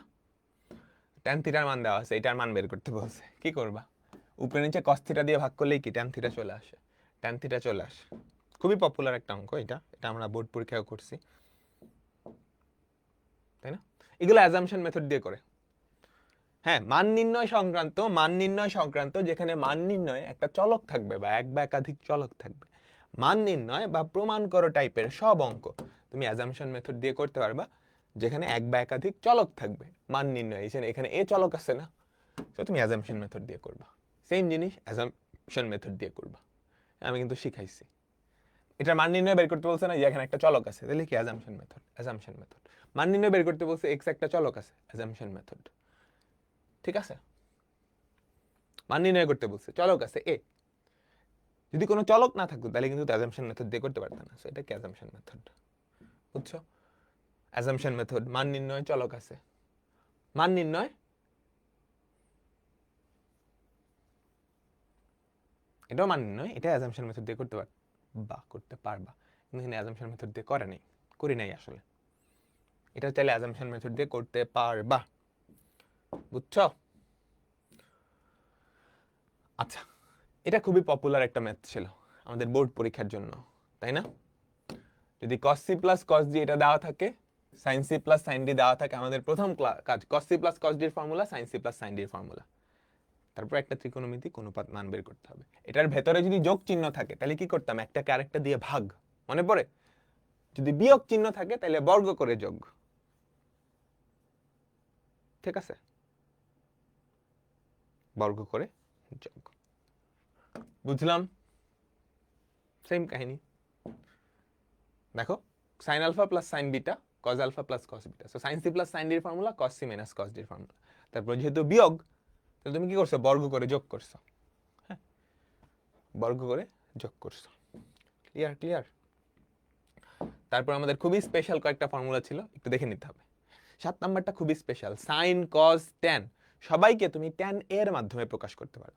এগুলা দেখছো, sin cos tan সবগুলাকে তুমি tan এর মাধ্যমে প্রকাশ করতে পারো। এই জিনিসটা অনেক জায়গায় কাজে লাগে, সো এটা মাথায় রাখো, ঠিক আছে? তারপর সিম্পলিফাই করা একটা অঙ্ক আছে, tan থিটা বাই 2, তাহলে cos থিটার মান কি হবে? cos থিটাকে তুমি tan থিটা বাই 2 এর মাধ্যমে প্রকাশ করতে পারবা, 1 minus tan square theta by 2 by 1 plus tan square theta by 2। Just বসায় দিলা। সরাসরি tan কার ফর্মুলা এটা বলো? sin 2 এর ফর্মুলা, তাই না? sin 2 এর ফর্মুলা। তারপর বলো sin 54 cos 36, sin 54 এর ভ্যালু আর cos 36 এর ভ্যালু তো সেম, তাই না? আমরা একটা শর্টকাট দেখছিলাম এরকম, cos থিটা সমান half x plus 1 by x হলে cos n থিটা সমান half x to the power n plus 1 by x to the power n। Clear তো? ঠিক আছে, আমরা ত্রিকোণমিতির দ্বিতীয় ক্লাসটায় চলে যাই। আমাদের ত্রিকোণমিতির দ্বিতীয় ক্লাসে আমরা মূলত অ্যাজাম্পশন মেথড দেখছিলাম আর হচ্ছে ত্রিভুজ সংক্রান্ত আমাদের একটা চ্যাপ্টার ছিল না, চ্যাপ্টার 7.7, সেটা। হ্যাঁ, দেখো অ্যাজাম্পশন মেথড একটা চোরাই মেথড। এখন তুমি চুরি করতে গেলে একটু না একটু বাধা খাবাই, তাই না? বুদ্ধি অ্যাপ্লাই করতে হবে। আমি তোমাকে বলছি যে এমন ভ্যালু ধরতে হবে, অ্যাজাম্পশন মেথড আছে, অ্যাজাম্পশন মেথডে যাই। ও, এটা খুবই পপুলার একটা জিনিস, এটার একটা শর্টকাট ছিল, তাই না? বলো শর্টকাটটা দেখাই দেই, এই যে এটা মনে আছে, 2 cos pi by 2 to the power n 2 sin pi by 2 to the power n। এটার অ্যান্সার হচ্ছে এটা, জাস্ট এক লাইনেই তুমি বলে দিতে পারবা। হ্যাঁ, যতগুলা n থেকে একটা কম 2 থাকবে, সাইন হলে প্রথমটা হলো মাইনাস, বাকি সব প্লাস, কজের ক্ষেত্রে সব মাইনাস, ঠিক আছে? তাই তো। আর 3 দিয়ে গুণ করলে কি লাস্টে √3 গুণ হইতো, আমি এটা জানি, এটাও জানি, এগুলো জানি, এগুলো আমরা করছি না? sin 5 ডিগ্রির ভ্যালু p, তাহলে sin 10 ডিগ্রি, sin 10 ডিগ্রি মানে কি 2 sin 5 cos 5, এটা চলে আসবে, বুঝছো? Assumption method. এখন অ্যাজাম্পশন মেথড চুরাই মেথড, তোমাকে মান নির্ণয় বা প্রমাণ করো টাইপের অঙ্ক, যেখানে প্রশ্নে একটা চলক থাকবে, অপশনে সেই চলক থাকতেও পারে নাও পারে। হ্যাঁ, এই অঙ্কগুলো তুমি অ্যাজাম্পশন মেথডে করতে পারবে। এখন অ্যাজাম্পশন মেথড করার উপায় হচ্ছে, তুমি চলকটার মান এমন ভাবে ধরবা যাতে করে সবগুলা অপশনের মান তুমি বাইর করতে পারো, বা বাইর করা সহজ হয়, এবং সবগুলা আলাদা হয়, আলাদা হওয়া লাগবে, বুঝছো? এখন তুমি এর এমন একটা মান ধরলা, দুইটা অপশন আলাদা হইছে, এই দুইটা অপশন সেম হয়ে গেছে, বুঝছো? আমি একটু কালার দিয়ে দেখাই, দুইটা অপশন আলাদা হইছে, হ্যাঁ এই দুইটা আলাদা হইছে, কিন্তু এই দুইটা সেম হয়ে গেছে। আচ্ছা ঠিক আছে, হইল। তুমি কোশ্চেনের মানটা বের করবা, তুমি যদি দেখো এটার মান আসছে লালটা, তাহলে তো তুমি পাইয়ে গেছো আমাদের অ্যান্সার কি, প্রথমটা। এখন তুমি যদি এটার মান দেখো আসছে এই সবুজটা, তাহলে কিন্তু তুমি অ্যান্সার পাও নাই, অ্যান্সার হয় এটা হবে, নাই এটা হবে। এখন তোমাকে এই দুইটার মধ্যে আবার অ্যাজাম্পশন মেথড করতে হবে। এবার চলকটার অন্য একটা মান ধরো, এমন একটা মান ধরবা যাতে করে এই দুইটা আলাদা হয়, বুঝছো? তারপর ওই মানটা আবার বসায় দেখবা কোন অপশনটার সমান, সেটাই উত্তর। সো অ্যাজাম্পশন মেথড, এই জিনিসটা একটু ধরতে পারতে হবে, এটা করার কোনো টেকনিক আলাদা নাই, প্র্যাকটিসের সাথে সাথে তোমার ডেভেলপ হবে, বুঝছো? সো অ্যাজাম্পশন মেথড খুবই ভাইটাল একটা মেথড। আমি অনেকগুলো অঙ্ক করাইছি এটা দিয়ে, তুমি নিজেও পারবা। অনেকগুলো অ্যাজাম্পশন মেথড অঙ্ক, assumption method, assumption method, assumption method, assumption method. ঠিক আছে, আমাদের চ্যাপ্টার 7.6 ছিল না একটা, সেটা অ্যাজাম্পশন মেথড দিয়ে আমরা উড়াই দিছি। মনে পড়ে চ্যাপ্টার 7.6? এটার কোনো অঙ্ক কিন্তু আমরা করি নাই, সব অ্যাজাম্পশন মেথড দিয়ে কি উড়াই ফেলছি। রিটেন আসলে কেমনে করবা সেটা রিটেন ক্লাসে দেখাই দিছি। তারপর হচ্ছে ত্রিভুজের ধর্ম সংক্রান্ত, ত্রিভুজের গুণাবলী সংক্রান্ত কিছু অঙ্ক ছিল। প্রথমত সাইন সূত্র, কোসাইন সূত্র, লম্ব অভিক্ষেপ সূত্র, তারপর ত্রিভুজের ক্ষেত্রফল। টোটাল 4টা ফর্মুলা ছিল, সাইন সূত্র, কোসাইন সূত্র, লম্ব অভিক্ষেপ সূত্র, ত্রিভুজের ক্ষেত্রফল। সাইন সূত্র কি করে? বাহু আর তার বিপরীত কোণের সাইনের মধ্যে সম্পর্ক, বাহু আর তার বিপরীত কোণের সাইনের মধ্যে সম্পর্ক, অর্থাৎ বাহু থেকে কোণের সাইনে বা কোণের সাইন থেকে বাহুতে আনতে পারে। কোসাইন সূত্র কি করে? কোসাইন সূত্র কি করে? সবগুলা বাহু দেওয়া থাকলে বা বাহুগুলার সম্পর্ক থাকলে সেখান থেকে তুমি তার কোণটা বের করে ফেলতে পারবা। সবগুলা বাহু দেওয়া থাকলে বা বাহুগুলার সম্পর্ক দেওয়া থাকলে সেখান থেকে কোণটা বের করতে পারবা। অভিক্ষেপ সূত্র তো জানোই, ক্ষেত্রফল তো ক্ষেত্রফল বের করে। ঠিক আছে, সাইন সূত্র, সাইন সূত্র আবার একটা ফরম্যাট আছে কিন্তু, a সমান 2r sin b সমান, দেখছো, বাহুকে বিপরীত কোণের সাইনের মাধ্যমে প্রকাশ করছি, কোণের সাইনকে তার বিপরীত বাহুর মাধ্যমে প্রকাশ করছি, এটা সাইন সূত্রের মাধ্যমে করা যায়। আর কোসাইন সূত্র কি? সবগুলা বাহু বা বাহুগুলার সম্পর্ক দেওয়া থাকলে সেখান থেকে কোণ বের করা যায়। তারপর অভিক্ষেপ সূত্র আমরা তো দেখলাম, যে কোনো একটা বাহুকে অন্য দুইটা বাহুর অভিক্ষেপের যোগফল হিসেবে লেখে। হ্যাঁ, যে কোনো একটা বাহু, এ বাহু, তাকে অন্য দুইটা বাহুর অভিক্ষেপের যোগফল হিসেবে লেখে কে? অভিক্ষেপ সূত্র। ক্ষেত্রফল নির্ণয়ের অনেকগুলো ফর্মুলা ছিল যেগুলো ক্লাস 9-10 থেকেই পড়ে আসছো। ঠিক আছে, ত্রিভুজের বাহুগুলো দেওয়া আছে 5, 12, 13, তুমি দেখেই বুঝছো এটা সমকোণী ত্রিভুজ, পিথাগোরিয়ান ট্রায়ো, তাই না? পড়ে নিলি, একটা সহজ একটা অঙ্ক, একটা সহজ একটা অঙ্ক, জাস্ট ওই যে কোণ, কোণ আগেটা ওই ত্রিভুজের কোণের কাহিনী ছিল আর কি। ঠিক আছে, বুঝছো? 3টা বাহু দেওয়া আছে, 3টা বাহু দেওয়া থাকলে ক্ষেত্রফল কেমনে বের করে? অর্ধপরিসীমার যেই সূত্রটা, অর্ধপরিসীমার যেই সূত্রটা। ক্লিয়ার? ক্লিয়ার? সবাই বুঝছো? ক্ষেত্রফলের সূত্র ফর্মুলা অ্যাপ্লাই করে দিলেই হয়।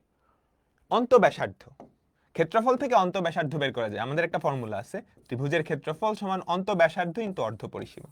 ত্রিভুজের ক্ষেত্রফল সমান অন্তঃব্যাসার্ধ ইনটু অর্ধপরিসীমা। ক্ষেত্রফল বের করতে পারবা, অর্ধপরিসীমা জানা থাকলে অন্তঃব্যাসার্ধটাও কি বের করে ফেলা সম্ভব, তাই না? তাই তো। আর এটা কিন্তু সমকোণী ত্রিভুজ, তো ক্ষেত্রফল বের করার কোনো ব্যাপারই না। পরিবৃত্তের ব্যাস, দেখো এটা কিন্তু একটা সমকোণী ত্রিভুজ, যদিও ক্যালকুলেটর ছাড়া এটা ধরা অনেক টাফ।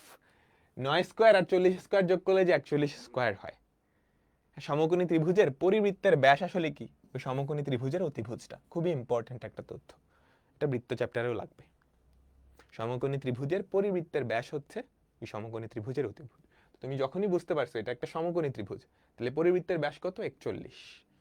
41। ঠিক আছে, অন্তবৃত্তের পরিধি, আমরা অন্তবৃত্তের ব্যাসার্ধ বাইর করা শিখছি না, ওই যে r ইন্টু s সমান ডেল্টা। তাহলে অন্তবৃত্তের ব্যাস হলে পরিধি তো বাইর করাই যায়, 2πr, 2πr। বুঝছো? একটা বৃত্ত অন্তর্লিখিত সমবাহু ত্রিভুজের বাহুর দৈর্ঘ্য, এটাও তুমি বের করতে পারবে। হ্যাঁ, তারপর দেখো, একটা শীর্ষ থেকে বিপরীত বাহুর উপর অঙ্কিত লম্বের দৈর্ঘ্য, জাস্ট জ্যামিতি আর পিথাগোরাসের উপপাদ্যের জিনিসপত্র। হ্যাঁ, তারপর 3টা বাহুর অনুপাত দেওয়া আছে, কোণ বাইর করতে বলছে। অনুপাত যেহেতু দেওয়া আছে, তুমি কি সরাসরি ধরেই নাও 3, 7, 5। হ্যাঁ, 3টা বাহুর দৈর্ঘ্য জানো, 3, 7, 5, তাহলে কোণ কেমনে করবে? বের করে ফেলবা, বের করে ফেলবা। ঠিক আছে, তারপর এই যে এখানে আমরা অ্যাজাম্পশন মেথড অ্যাপ্লাই করছিলাম। বাহুগুলা 2x + 3, এগুলা x ধরে করা খুব কঠিন। আমি x এর একটা মান ধরে নিলাম, x এর মান 1 ধরছি, তাহলে 2 + 3 5। হ্যাঁ, এভাবে করে আমি 3টা বাহুর দৈর্ঘ্য বের করছি, তারপর কোণের মান, তারপর কোণের মান। বুঝছো সবাই? তারপর দেখো, 2টা বাহু দেওয়া আছে, একটা কোণ দেওয়া আছে, পরিসীমা বের করতে বলছে। তুমি কোসাইন সূত্র দিয়ে আরেকটা বাহু বের করে ফেলতে পারবা, তারপর পরিসীমাটা বের করে ফেলবা। যদি এটা ক্যালকুলেটর ছাড়া বেশ টাফ, এটা বোর্ডের খুবই ইম্পর্টেন্ট একটা অঙ্ক। বুঝছো? cos a + cos c সমান sin b হলে সাইন সি এর মান কত, কোন সি এর মান কত। এটা বোর্ডের খুবই ইম্পর্টেন্ট একটা অঙ্ক। বোর্ডে আসলে আমরা এভাবে করতাম। তুমি চাইলে অনেকটা মুখস্থও রাখতে পারো, তুমি চাইলে অনেকটা মুখস্থ রাখতে পারো। হ্যাঁ, এগুলো সব পড়াইছি, স্লো যাওয়ার কিছু নাই, এগুলো আমরা সব পড়াইছি, বুঝছো? ঠিক আছে, সিমিলার একটা অঙ্ক হচ্ছে এটা। এগুলো পরীক্ষায় আসলে sine C plus sine D formula apply করে দিবা। এই অঙ্কগুলো কিন্তু ইম্পর্টেন্ট, ঠিক আছে?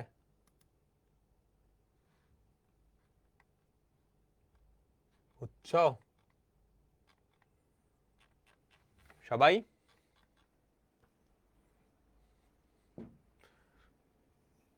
তারপর দেখো, একটা ত্রিভুজের বাহুগুলোর সম্পর্ক দেওয়া থাকলে কোণের মান, এটাও খুবই ইম্পর্টেন্ট। হ্যাঁ, বুঝছো বুঝছো? এগুলো তোমাদের বোর্ড পরীক্ষা। দেখো এই চ্যাপ্টারের চ্যাপ্টার 7.7 এর লাস্টে কিছু অঙ্ক আছে যেগুলো বোর্ড পরীক্ষায় অনেকবার আসছে। বোর্ড পরীক্ষা করতে গেলে বেশ কয়েক লাইন লেখা লাগে, 7 থেকে 8 লাইন। তো তুমি চাইলে এগুলা মনে রাখতে পারো, তুমি চাইলে মনে রাখতে পারো, ঠিক আছে? সেগুলো জাস্ট দেখে নিবা বা মুখস্থ করে ফেলবা। তো আমাদের ত্রিকোণমিতি মোটামুটি শেষ, আমাদের ত্রিকোণমিতি মোটামুটি শেষ। হ্যাঁ, সো ত্রিকোণমিতির মেইন যেই জিনিসটা মনে রাখতে হবে অ্যাজাম্পশন মেথড। অ্যাজাম্পশন মেথড দিয়ে তুমি অনেক কিছু করতে পারবা। আর কি, ত্রিভুজের গুণাবলী সংক্রান্ত অনেক অঙ্ক আসে। অ্যাজাম্পশন মেথড, ত্রিভুজের গুণাবলী, এই দুইটা হচ্ছে সবচাইতে বেশি ইম্পর্টেন্ট। ওকে, এই দুইটা হচ্ছে সবচাইতে বেশি ইম্পর্টেন্ট। এবার চলো আমরা বিপরীত ত্রিকোণমিতিতে যাই। আমি তোমাদের আর খুব বেশি টাইম নিব না, এখন কিন্তু প্র্যাকটিস করা লাগবে, প্র্যাকটিস প্র্যাকটিস প্র্যাকটিস। হ্যাঁ, আর হাল ছাড়া যাবে না। তুমি অলরেডি সবকিছু পারো, ওইটা পরীক্ষার খাতায় লিখে দিয়ে আসতে হবে, গোল্লা ভরাট করে দিয়ে আসতে হবে, এটা হচ্ছে কথা, correctly.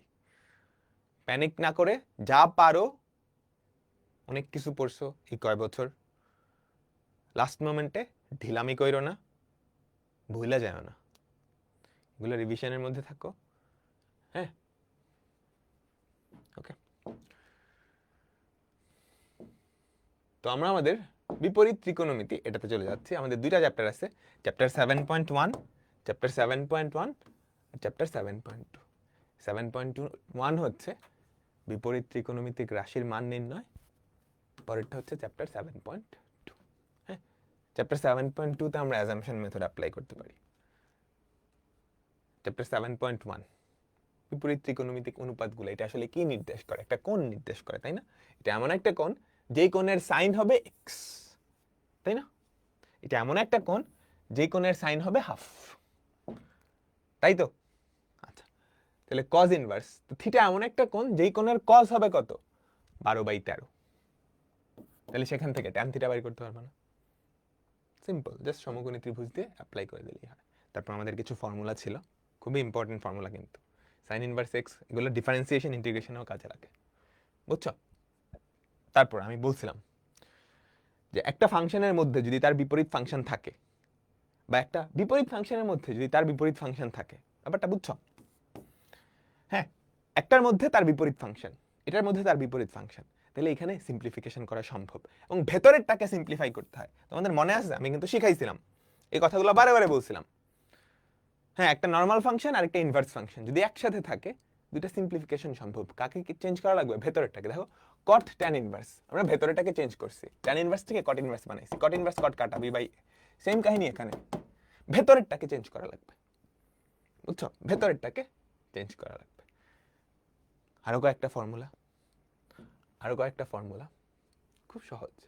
Sign inverse x plus cos inverse x, π/2 cos π/2, বুঝছো? তারপর এই অঙ্ক সংক্রান্ত অঙ্কগুলা অনেক important, tan inverse x plus tan inverse y. হ্যাঁ, এই অঙ্ক সংক্রান্ত অঙ্কগুলো খুব ইম্পর্টেন্ট। তবে এখন আমরা জানি না ট্যান ইনভার্স 1/3 এটা কি কট ইনভার্স 3 লেখা যায়, tan inverse x plus cot inverse x কত? π/2।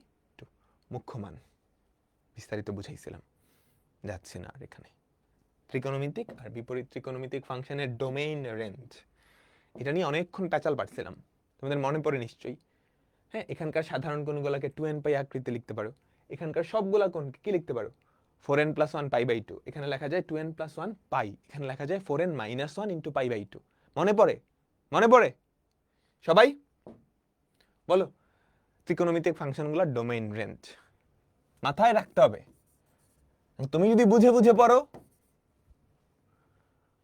তাহলে মুখস্থ করাটা সহজ হয়, তুমি না বুঝে মুখস্থ করতে যাও মুখস্থ করা অনেক কঠিন হবে, তোমার চয়েস।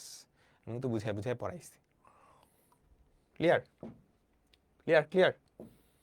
ঠিক আছে, তারপর বিপরীত ত্রিকোণমিতিক ফাংশনগুলোর ডোমেইন রেঞ্জ, বিপরীত ত্রিকোণমিতিক ফাংশনগুলোর ডোমেইন রেঞ্জ দেখে নিবা, দেখে নিবা। তারপর বিপরীত ত্রিকোণমিতিক ফাংশনগুলোর মধ্যে নেগেটিভ থাকলে কি হয় সেটা আমরা দেখছিলাম, দেখছি না? আচ্ছা, মুখ্য মান বের করা শিখছি। ডোমেইনের মধ্যে যেই মান বা রেঞ্জের মধ্যে যেই মান, এটার রেঞ্জের মধ্যে যেই মান সেটাই কি মুখ্য মান, সেটাই কি মুখ্য মান। সবচাইতে ইম্পর্টেন্ট ফর্মুলা, এই চ্যাপ্টারের সবচাইতে ইম্পর্টেন্ট ফর্মুলা। এই দুটা নিয়ে কিন্তু আসবে, বুঝছো? এই চ্যাপ্টারের সবচাইতে ইম্পর্টেন্ট, মোটামুটি important type, tan inverse x + tan inverse y সংক্রান্ত অঙ্ক। তুমি এই দুটাকে কম্বাইন করবা, tan inverse x + y, tan inverse কাটা, অ্যান্সার চলে আসলো। সবচাইতে ইম্পর্টেন্ট টাইপ কিন্তু এইটা, বুঝছো? তিনটা আছে, কি করবা? প্রথমত দুইটা কম্বাইন করবা, তারপর আরেকটা কম্বাইন করবা। এগুলা করার একটা শর্টকাট শিখাইছিলাম, মনে পড়ে? তুমি দেখেই অ্যান্সার বলে দিতে পারবে। এই যে tan inverse 1/7, tan inverse 1/8, tan inverse 1/18, এগুলো কি খুব ছোট ছোট কোণ, তিনটা ছোট ছোট কোণ যোগ করলে sin ইনভার্স 3 এর দুটো তো হবেই না। cot ইনভার্স 1/3 মানে কি? cot ইনভার্স tan ইনভার্স 3, এটা তো অনেক বড় কোণ, 60-এরও বেশি। এই ছোট ছোট তিনটা যোগ করলে জীবনে 60 হয় না। মনে আছে? বলো তো। ফর্মুলা দিয়ে তো করতেই পারো, এগুলো আবার শর্টকাটেও শিখাইছিলাম। তুমি তোমার আন্দাজ করেও করতে পারবা, আন্দাজ করেও কি করতে পারবা, ঠিক আছে? tan inverse 2 + cot inverse 1/3 formula apply করছো। এই যে লাল কালার দিয়ে কিন্তু আমরা আন্দাজ করে কেমনে করতে হয় সেটা দেখছিলাম। সিমিলার একটা অঙ্ক, tan inverse x + tan inverse y এর formula.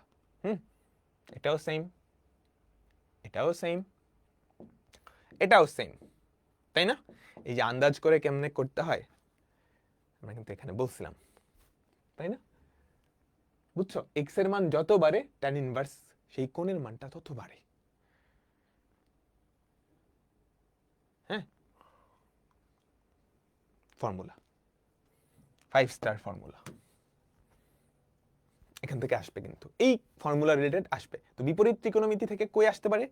tan inverse x + tan inverse y formula সংক্রান্ত বা এখানকার যেই ফর্মুলাগুলো, এগুলো শুধু এখানেই ইম্পর্টেন্ট না, আমাদের কি ক্যালকুলাস ডিফারেন্সিয়েশন ইন্টিগ্রেশনও লাগে, ডিফারেন্সিয়েশন ইন্টিগ্রেশনও লাগে। 2 tan ইনভার্স আছে, tan ইনভার্স আছে, 2 tan ইনভার্স আছে, ভাঙায় ফেলো, কাজ হবে। বুঝছো? সবাই কি ক্লিয়ার? আমাকে বলো। এটাও আন্দাজে করা যায় অনেকটা। তারপর রূপান্তর, আমরা যে কোনো একটা বিপরীত ত্রিকোণমিতিক ফাংশন থেকে বাকি 5টায় রূপান্তর করতে পারি। সেটা মনে মনেও করতে পারি, ত্রিভুজ দিয়েও করতে পারি। যে কোনো একটা ত্রিকোণমিতিক ফাংশন থেকে, বলো বলো বলো, যে কোনো একটা ত্রিকোণমিতিক ফাংশন থেকে, বিপরীত ত্রিকোণমিতিক ফাংশন থেকে আমি বাকি যেই 5টা আছে, হ্যাঁ ভাইয়া জিএসটি তো জায়গা থাকে না। আমরা অনেক অঙ্ক মাথায় মাথায় করছি, অ্যাজাম্পশন মেথড দিয়ে করছি। মনে রাখবা, শোনো, জায়গা থাকে না, হ্যান থাকে না, ত্যান থাকে না, এগুলো খালি তোমার জন্য, এগুলো সবার জন্য না। এক্সকিউজ দিও না। হ্যাঁ, সবাই সেম কন্ডিশনেই পরীক্ষা দিতেছে, এরকম না তুমি জায়গা পাচ্ছ না, তোমার বন্ধু অনেক জায়গা পেতেছে, এরকম না। বুঝছো? সিচুয়েশন সবার সেম, এক্সকিউজ ভুলে যাও। বুঝছো? আমি যদি একটা পরীক্ষা নেই, সেখানে 1 ঘন্টায় 1000টা এমসিকিউ দিব, পরীক্ষা নেবো, আমি নিতে পারি, এটাও ফেয়ার, কারণ সবার জন্য সেম সিচুয়েশন। এক্সকিউজ দিও না, ঠিক আছে? এক্সকিউজ দিও না, এক্সকিউজ দেওয়া যাবে না, নিজের উপর কনফিডেন্স রাখতে হবে। ক্লিয়ার? তুমি পারবা, এই আত্মবিশ্বাসটা রাখতে হবে। সাইন ইনভার্স থেকে সাইন ইনভার্স হাফ, এখান থেকে বাকি 5টায় রূপান্তর করা সম্ভব। আমরা এই রূপান্তরগুলো কিন্তু মনে মনে শিখছিলাম, তাই না? তাই তো? ঠিক আছে, ঠিক আছে। তারপর এই কথাটা বলছিলাম যে একটা ফাংশন আর তার বিপরীত ফাংশন, একটা ফাংশন তার বিপরীত ফাংশন একসাথে থাকলে সেখানে সিম্পলিফিকেশন সম্ভব। তুমি চেঞ্জ করবা ভেতরেরটাকে, ভেতরে যদি ইনভার্স ফাংশন থাকে তাহলে তো তোমার খুব খুশি, ইনভার্স থেকে তুমি যে কোনোটায় রূপান্তর করতে পারবা। কিন্তু ভেতরে যদি নর্মাল ফাংশন থাকে তুমি সেখান থেকে যে কোনোটায় রূপান্তর করতে পারবে না। সাইন থাকলে কস, কস থাকলে সাইনে যেতে পারবা, ট্যান থাকলে কট, কট থাকলে ট্যান, সেক থাকলে কোসেক, এই দুই রূপান্তর করতে পারবা। ভয় পাওয়ার কিছু নাই, ভেতরে নর্মাল ফাংশন থাকলে এরকমই দিবে, এরকমই দিবে। বুঝছো? সাইন ইনভার্স থেকে কজ ইনভার্স, ভেতরেরটাকে রূপান্তর করতে হবে, ভেতরেরটাকে মনে রাখবো, ভেতরেরটাকে রূপান্তর সব সময়, ভেতরেরটাকে রূপান্তর। ঠিক আছে, tan inverse plus cos inverse, এটাকেও ট্যান ইনভার্সে নাও, তারপর tan inverse x plus tan inverse y এর ফর্মুলা। হ্যাঁ, সাইন ইনভার্স আছে, কজ ইনভার্স আছে, দুইটারই ট্যান ইনভার্সে নাও, দুইটারই ট্যান ইনভার্সে নাও, তারপর tan inverse x plus y এর ফর্মুলা। আর অপশন দেখেও কিন্তু করা যায়, অপশন দেখেও কিন্তু এগুলোর অ্যান্সার বলা যায়। Two cos inverse x formula, directly formula. হ্যাঁ, এগ্রিকালচার ইউনিভার্সিটিতে এগ্রি গুচ্ছ যেগুলো, এখানে কিন্তু ম্যাক্সিমাম মানে ফর্মুলা থেকে অনেক বেশি আসে। ঠিক আছে, ফর্মুলা থেকে অনেক বেশি আসে। Sine two tan inverse x, two tan inverse x কি হবে? ট্যান ইনভার্স 2x, বলো, sine inverse 2x by 1 plus x square, ভেতরেরটাকে রূপান্তর করবা, ভেতরেরটাকে। তারপর two tan inverse x, direct formula কিন্তু, ডিরেক্ট ফর্মুলা কিন্তু। টু সাইন ইনভার্স এক্স, এটাকে সাইন ইনভার্সে নিয়ে যাও, সাইন সাইন ইনভার্স কাটা ভ্যানিশ হয়ে যাবে। বুঝছো? ভেতরেরটাকে রূপান্তর করো, বাইরে সাইন আছে, সো ভেতরেরটাকে রূপান্তর করে কোনোভাবে সাইন ইনভার্সে আনতে হবে। সাইন ইনভার্স কি 2x into root over of minus x square. বলো, এগুলা কি বেশি জায়গা লাগে? না। তোমার 25টা এমসিকিউ ধরো, এর মধ্যে 5টায় অনেক বেশি জায়গা লাগে, 5টা অনেক কঠিন, তুমি বাকি 20টা আনসার করো না, বাকি 20টা আনসার করো, তুমি টপ করবা, খালি চান্স না, টপ করবা। একটা জিনিস মনে রাখবা, ছেড়ে দিতে হয়, অ্যাডমিশন টেস্টে ছেড়ে দিতে হয়। এটা অনেকটা ঝড়ের দিনে আম কোরানোর মতো। বুঝছো? তোমাকে একটা আম বাগানে ছাইড়া দিছে, এখন অনেক ঝড় হইতেছে, ঝড় বৃষ্টি হইতেছে, তোমাকে আম কালেক্ট করা লাগবে, হ্যাঁ, আম কুড়াইতে হবে। বুঝছো? যে যত বেশি আম কুড়াইতে পারবে সে হচ্ছে উইনার। এখন আম আবার দুই ধরনের, একটা হচ্ছে ঝড়ের মধ্যে আমগুলা মাটিতে পড়ছে, আরেকটা হচ্ছে গাছের উপরে যে আমগুলা আছে। এখন আমাদের জিতছে মানে কে উইনার হবে? যে বেশি আম কুড়াইছে। যে গাছ থেকে ভালো ভালো আমগুলা পারছে সে কিন্তু উইনার হবে না, যে বেশি আম কুড়াইছে, যার কাউন্ট যত বেশি। তুমি কি করবা? আগে যেগুলা মাটিতে পড়ছে সেগুলাই তো কুড়াবা, না তুমি আগে গাছে উঠে আমগুলা পারার চেষ্টা করবা? না। বুঝছো? অ্যাডমিশন টেস্ট অনেকটা এরকম। যেগুলো মাটিতে পড়ে আছে, যে আমগুলো মাটিতে পড়ে আছে, যেগুলো সহজ সেগুলো তুমি আনসার করো, তাইলেই হবে। বুঝছো? যেগুলো সহজ, যেগুলো পারো, তুমি দেখবা ওগুলাই ঠিক মতো অ্যান্সার করতে পারতেছো না, দুই একটা কঠিন কোয়েশ্চেন দেখছো, প্যানিক হয়ে শেষ। এরকম না। হ্যাঁ, সহজ কোয়েশ্চেন আছে, কোয়েশ্চেন যেমনই হোক, ধরো অনেক কঠিন করছে, তোমার একার জন্য করে নাই, সবার জন্য করছে। হ্যাঁ, এটা নিয়ে ভয় পাওয়ার কিছু নাই। তুমি দেখছো প্রথম 5টা কোয়েশ্চেন অনেক কঠিন, তুমি ঘাবড়ায়ও না, পরেরগুলো চেষ্টা করো। ওই 5টা কঠিন হলে, যদি ওগুলো আসলেও কঠিন হয়, সবার জন্যই কঠিন হয়েছে। ঠিক আছে, এই ফর্মুলাটা তোমাদের বোর্ড বইয়ে ছিল না, কিন্তু আমি বলছি এটা অ্যাডমিশন টেস্টে অনেক হেল্প করে, অনেক হেল্প করে। সো মুখস্থ রাখতে হবে, সো মুখস্থ রাখতে হবে, মুখস্থ রাখতে হবে। দেখো, হাফ কজ ইনভার্স, এটা সরাসরি ফর্মুলা, তুমি ফর্মুলা অ্যাপ্লাই করে দিলেই কাজ শেষ। এই যে half sine inverse, half cos ইনভার্সে নিলে, এটাও কি সরাসরি ফর্মুলা, অ্যাপ্লাই করে দিলা, কাজ শেষ, কাজ শেষ। এখানে কয়েকটা ফর্মুলা আছে, এগুলো অত বেশি ইম্পর্টেন্ট না, বাট মাথায় রাখতে হবে, বাট মাথায় রাখতে হবে। ক্লিয়ার? ক্লিয়ার? ঠিক আছে, এটা মুখস্থ করে ফেলাও, এটা এতবার আসছে, সামনেও আসার সম্ভাবনা অনেক বেশি।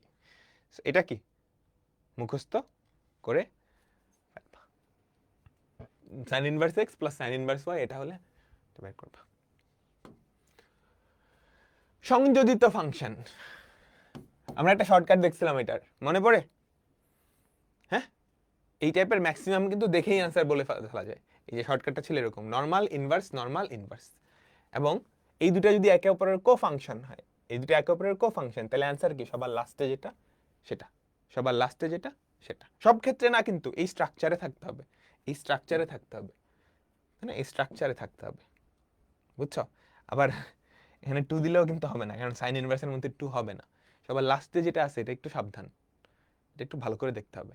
সাইন ইনভার্স বা কজ ইনভার্সের ভেতরে যেটা থাকবে এটা যাতে কি ওর ডোমেইনের মধ্যে থাকে, ওর ডোমেইনের মধ্যে থাকে। দেখো এটা কিন্তু ওই স্ট্রাকচারে নাই, ওই স্ট্রাকচারে না থাকলে কেমনে করবা? রূপান্তর, ত্রিভুজের সাহায্যে রূপান্তর করে করতে হবে, রূপান্তর করে করতে হবে, বুঝছো? এই দেখো এটাও কিন্তু স্ট্রাকচারে নাই, নর্মাল ইনভার্স আছে, কিন্তু এই দুইটা এক অপরের কো ফাংশন না। তাহলে কি এটা রূপান্তর করা লাগছে, রূপান্তর করে করা লাগছে। এই যে এটাও কি রূপান্তর করে করা লাগছে, বুঝছো? তারপর sec স্কয়ার ভেতরে tan ইনভার্স, sec স্কয়ার থেকে কি 1 + tan স্কয়ারে যাওয়া যায়। এই যে এই তিনটা ফর্মুলা রিলেটেড অঙ্ক আমাদের, এই তিনটা ফর্মুলা রিলেটেড অঙ্ক। 1 + tan square, 1 + 2 square, cosec square মানে কি 1 + cot স্কয়ার, 1 + 3 স্কয়ার। সেম জিনিস এটাও, এখানেও sec স্কয়ার কি লেখা যায়? 1 + tan স্কয়ার, এখানে কত হবে? tan ইনভার্স 1/3, তাহলে 1 + 1/3 হোল স্কয়ার। cosec স্কয়ার মানে কি 1 + cot স্কয়ার, 1 + 1/2 তার হোল স্কয়ার। ওকে, বুঝছো? সিমিলার অঙ্ক। হ্যাঁ, এই যে মাইনাসটাকে বাইরে আনবা, ভেতরেরটাকে চেঞ্জ করা লাগে, ভেতরেরটাকে। কসটাকে কিসে নিবা? Sign inverse. কস থেকে কেমন লেখা? π/2 - x। cos 3x কেমন লিখবা? sin π/2 - x 3x। ভেতরেরটাকে চেঞ্জ করা লাগে, দুইটার কম্বিনেশন। এটা কি 1 + 4 5, এটা কি অ্যান্সার কি x। ইম্পর্টেন্ট একটা অঙ্ক, স্টার্ট দাও।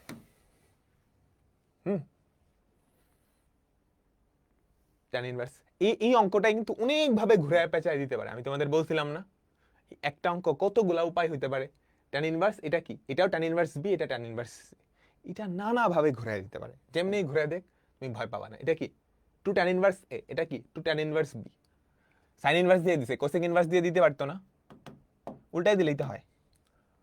কজ ইনভার্স দিয়ে দিছে, সেক ইনভার্স দিয়ে দিতে পারতো না? উল্টাই দিলেই তো হয়। সেম কাহিনী এখানে, সেম কাহিনী এখানে, বুঝছো? এখানেও কি সেম কাহিনী, দেখে নিবা। সিমিলার অঙ্ক, সিমিলার অঙ্ক, সিমিলার অঙ্ক, বুঝছো? ঠিক আছে, তাহলে আমাদের চ্যাপ্টার 7.1 প্রথম পার্টটুকু শেষ, প্রথম পার্টটুকু শেষ। আমরা কিন্তু অঙ্ক করিনি কোনোটা, আমরা জাস্ট দেখছি যে কি কি পড়াইছিলাম, কি কি পড়াইছিলাম। আমরা বিপরীত ত্রিকোণমিতির 2 নম্বর ক্লাসে চলে যাব। এখানে হচ্ছে ত্রিকোণমিতিক সমীকরণ সমাধান, ত্রিকোণমিতিক সমীকরণ সমাধান। তো ত্রিকোণমিতিক সমীকরণ সমাধানের অনেক কিছু অ্যাজাম্পশন মেথড দিয়ে করা যায়। তো আমরা একটু দেখি, আমরা একটু দেখি। Sine inverse plus 2 cos inverse, এটা তো সহজ, তাই না? Sine inverse plus cos inverse হয় π/2 plus cos inverse. π/2 plus cos inverse কত বলো তো?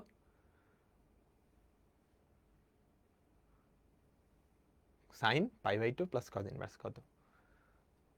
কজ ইনভার্স, তাই না? Sine π/2 plus theta, cos theta হয় না? কস থিটা হয় না? কোনটা সঠিক না? সহজ, বুঝছো? বুঝছো? আর্ক, আর্ক মানে আসলে ট্যান ইনভার্স, আর্ক মানে হচ্ছে ইনভার্স, আর্ক ট্যান মানে হচ্ছে ট্যান ইনভার্স, আর্ক কজ মানে কজ ইনভার্স। তো এটা হচ্ছে ওই সংযোজিত ফাংশনের টাইপটা, একটার ভেতরে আরেকটা।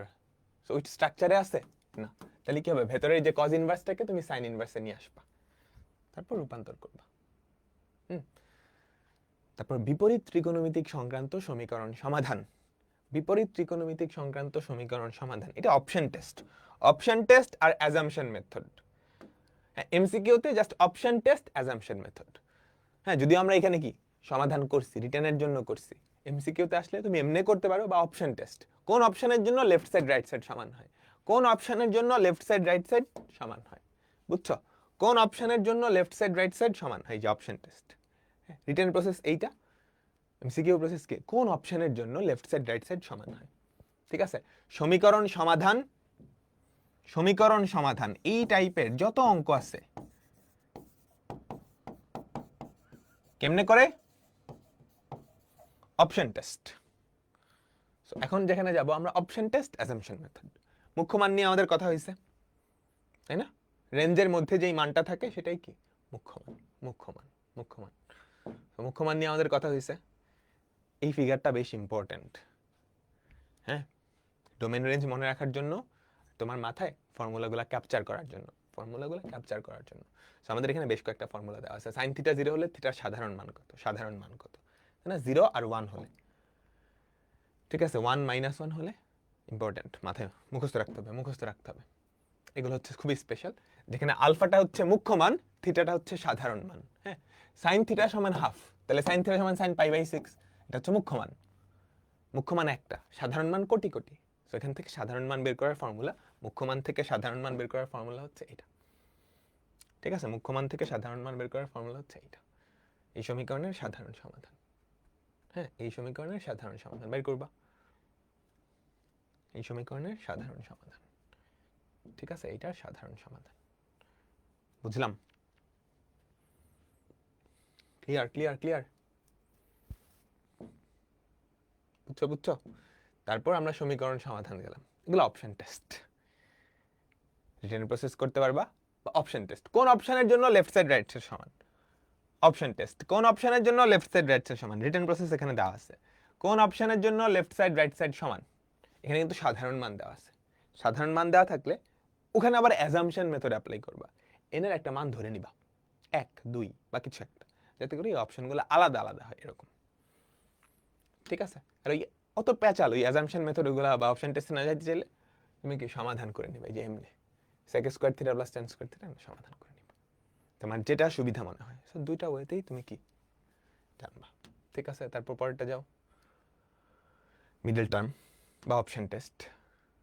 খুবই পপুলার একটা মেথড, বোর্ড পরীক্ষার জন্য আমরা দেখছিলাম, তাই না? তুমি কি করবা? অপশন টেস্ট করবা। এনের এমন একটা ভ্যালু ধরবা যাতে করে 4টা অপশন আলাদা হয়, তারপর অপশন টেস্ট। হ্যাঁ, option test, option test, option test. এখানে আসলে আর কিছু নাই, সবগুলাই কি আমাদের option test. Option test, option test, option test, option test, option test. So যদি এরকম থাকে তাহলে তুমি নিশ্চিত অপশন টেস্ট দিয়েই করো, কেউ কোনো বাধা দিবে না। কিন্তু অপশনে যদি সাধারণ মান থাকে, বুঝছো, ধরো n π ± π/4, সেক্ষেত্রে তুমি দেখবা তোমার জন্য কোনটা সহজ হয়, অপশন টেস্ট দিয়ে করবা নাকি ফর্মুলা দিয়ে করবা। তো আমাদের অঙ্ক আসলে শেষ। খুব বেশি কিন্তু টাইপ নাই, আমি যতগুলা দেখাইছি সবগুলাই তুমি মোটামুটি জানো না? আমাকে বলো তো। ওকে, তুমি সবকিছু পারো, অনেক কিছু পড়ছো। হ্যাঁ, যা কিছু পড়ছো একদম লাস্ট মোমেন্টে এসে পুরাটা ধূলিসাৎ হইতে দিও না। পড়ছো, এখন কি জাস্ট হারভেস্টিং এর টাইম, ঘরে ফসল তোলার টাইম। অনেক পরিশ্রম করছো, তো ফসল তোলার আগের যেই পরিচর্যাটা, সেটা কি সবচেয়ে বেশি নিতে হবে। হ্যাঁ, কারণ নাইলে অন্য কেউ এসে তোমার কি ফসল তুলে নিয়ে যাবে। বুঝতে পারছো? সো নেক্সট যেই কয়দিন বাকি আছে, 90 দিন, না 90 দিন তো অনেক দিন, 90 দিন তো নাই, 9 তারিখ পরীক্ষা। কয়দিন বাকি আছে আমাকে বলো তো? এদিকে আছে 30 দিন, 45 দিনের মতো টাইম আছে, 47 দিন মোর অ্যাকুরেটলি। তো 47 দিন যে সাবজেক্টগুলো পড়ছো সবগুলো রিভিশন দিতে থাকো, প্র্যাকটিস করতে থাকো, আর কনফিডেন্সটা রাখো, আমি পারবো। হ্যাঁ, কোয়েশ্চেন যত কঠিন হোক বা যত প্রতিবন্ধকতাই হোক না কেন, আমি পারবো। ওই কনফিডেন্সটা রাখে রিভিশন দিতে হবে, পড়তে হবে, প্র্যাকটিস করতে হবে। বায়ো কিছু পারি না, পারতে হবে। কেন পারো না? এটা কার ফল্ট?